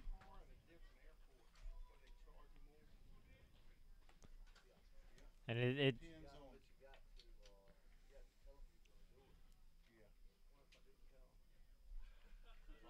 Gahagan a big part of the 5-run inning for the Brewster Whitecaps in the 7th, as he'll foul this next one right to us again in the fencing. Count still 2-2. We'll do it again. And 4 bases loaded walks in that inning, and for Zach Hagen and the rest of his lineup, you have to feel like being patient is the right way to keep going, I would suppose. Though Rodliff was able to retire the 2 hitters that he faced officially in the scorebook. Here comes a 2-2. This one misses outside. Moves the count to 3-2. Gahagan, only one of 3 Whitecaps to get a hit in that inning, as he hit one right in between the third baseman and shortstop, although Novak made a great dive for it, wasn't able to quite get it, and that will send Gahagan to first base. Another walk for Brewster. And now if Curry is able to get on base, which he's done a terrific job of all this season, it'll bring the tying run to the plate for the 2nd time for Brewster. Michael Curry taking some practice swings. He's subbed in for Nick Dunn.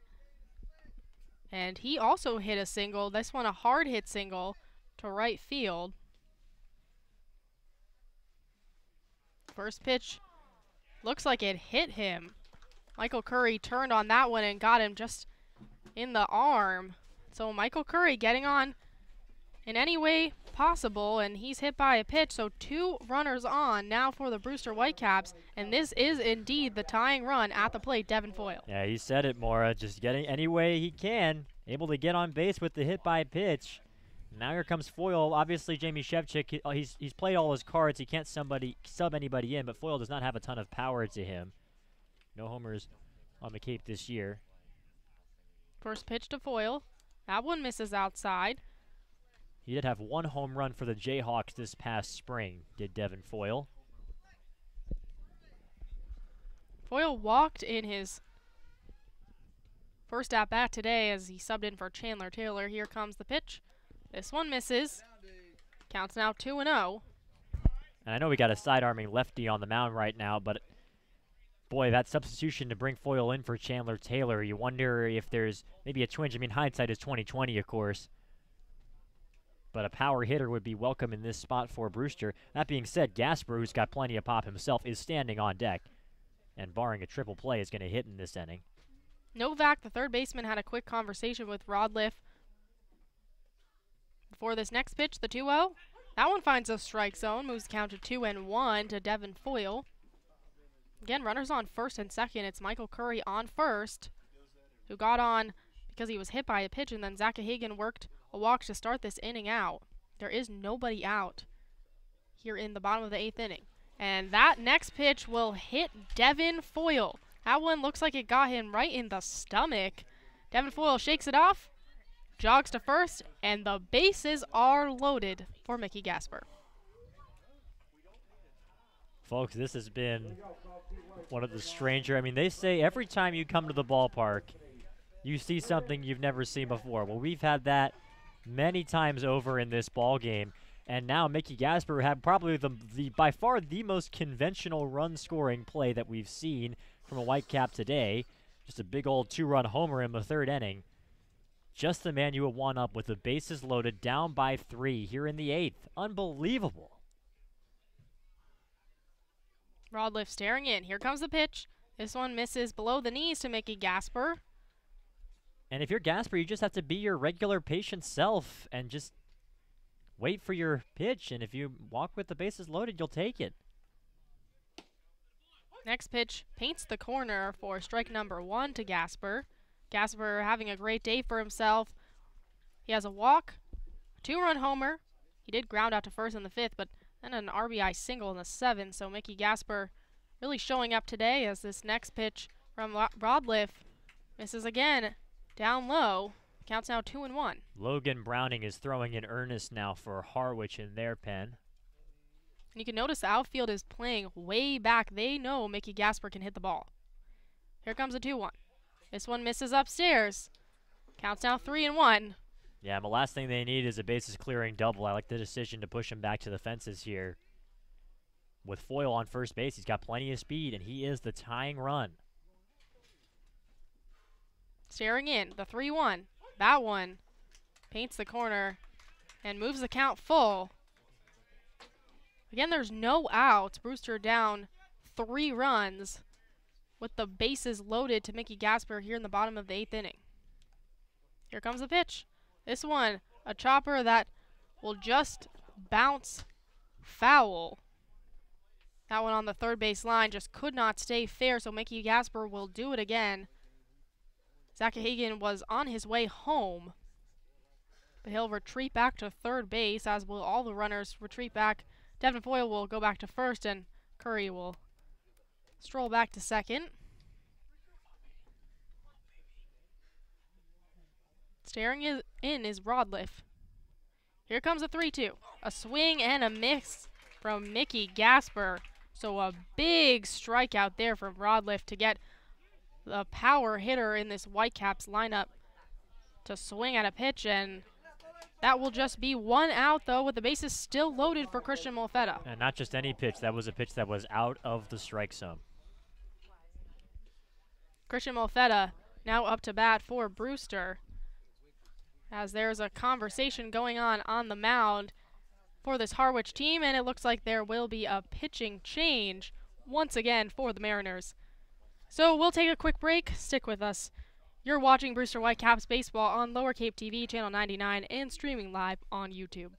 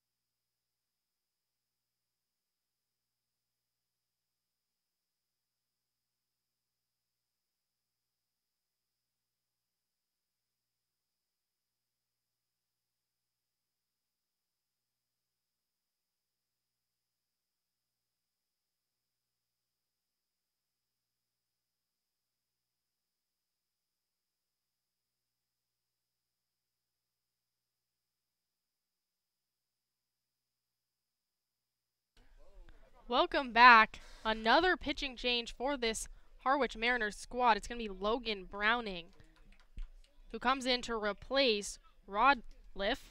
And Christian Molfetta will face Browning for the first time today. Molfetta was a substitution of his own, came in for Kyle Datris, and was able to work a walk that ended up being an RBI for this Brewster Whitecaps squad.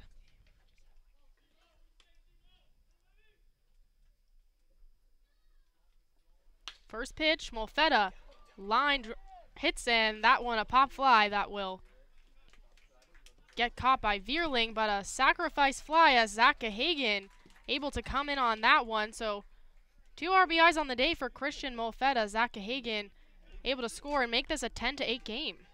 Yeah, not exactly a pop fly. Really hit that one hard out to right field off the bat of Molfetta, but just hung up there a bit too long, and now it's up to Marty Costas.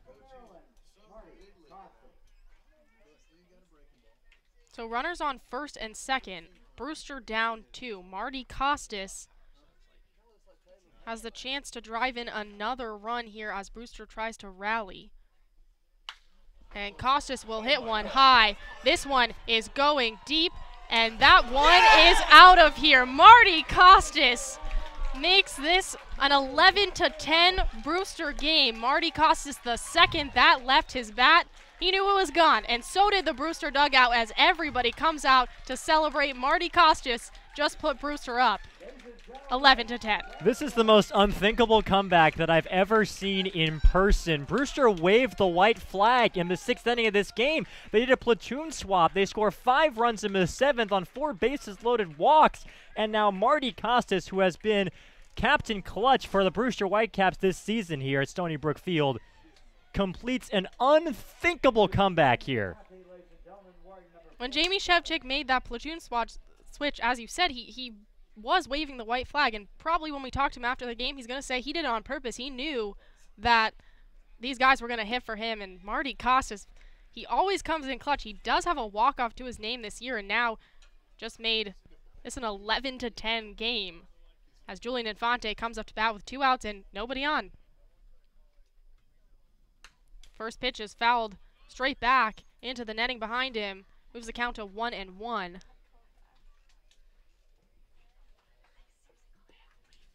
The Brewster dugout still reeling. Marty Costas getting high fives from everybody. The bullpen even coming in to high five Marty Costas. 1 ball, 1 strike to Julian Infante. Breaking ball finds a strike zone. Moves the count to 1-2. To the first baseman for the Whitecaps.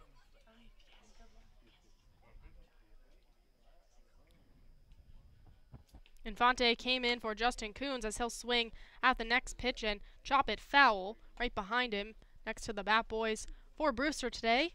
Count still 1-2. Infante, no surprise, worked a walk in the last inning. An RBI walk for Brewster. Here comes the 1-2. This one hit up the first base line, and that's going to be a base hit. Julian Infante will get into first, thought about second, and then retreated back as there was just a big gap there between Max Burt and Kobe Vance. And for Harwich now, this team has to get up off the mat and come up in the 9th inning against presumably Robert Broom. I mean, I haven't even checked the bullpen, but I think he is warming. It's kind of a no-brainer for Jamie Shevchik. That's the guy that he brings in. And I'm taking a look, and it does look like it is. I mean, what a strange game. And it's got to be tough. It is Broom warming in the bullpen for Brewster. Got to be tough to come back from that and try and score a run for Harwich. And now it's Connor Smith up to bat again for Brewster. Takes the first pitch from for a strike from Browning. Again, the score is Brewster 11, Harwich 10. Brewster tied this game up at one point as a swing and a miss there from Smith on the next pitch. They tied it up on a Mickey Gasper 2-run homer, which made the game 2-2. And then quickly a response from Harwich with a homer of their own from Josh Smith. And since that time, Brewster, they've never led in this game, but they did tie it up at one point as Smith hits it to third. The throw over to third, over to first is in time, and that will do it for this inning. But Brewster is able to come back and take the lead in this game. The score is 11-10, Brewster on top of Harwich after 8 innings of play. We're going into the 9th. Stick with us. You're watching Brewster Whitecaps baseball on Lower Cape TV, channel 99, and streaming live on YouTube.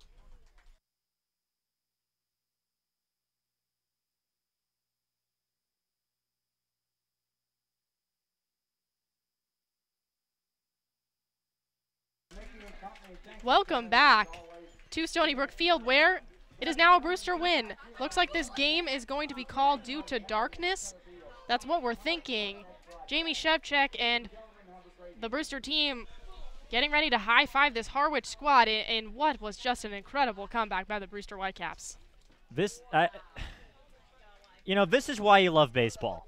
I mean, baseball is unlike any other sport that you're going to find in the world, because you can have a game like this. You can have a game where 21 runs score, and we've seen maybe, 7 or 8 baseballs get hit hard today. You can have a game where a team trails 10-2 at the end of 7.5 and come back to win the game. It's an incredible sport, and this has been, for all of its flaws, for all of its warts, the most memorable game of the season for Brewster so far.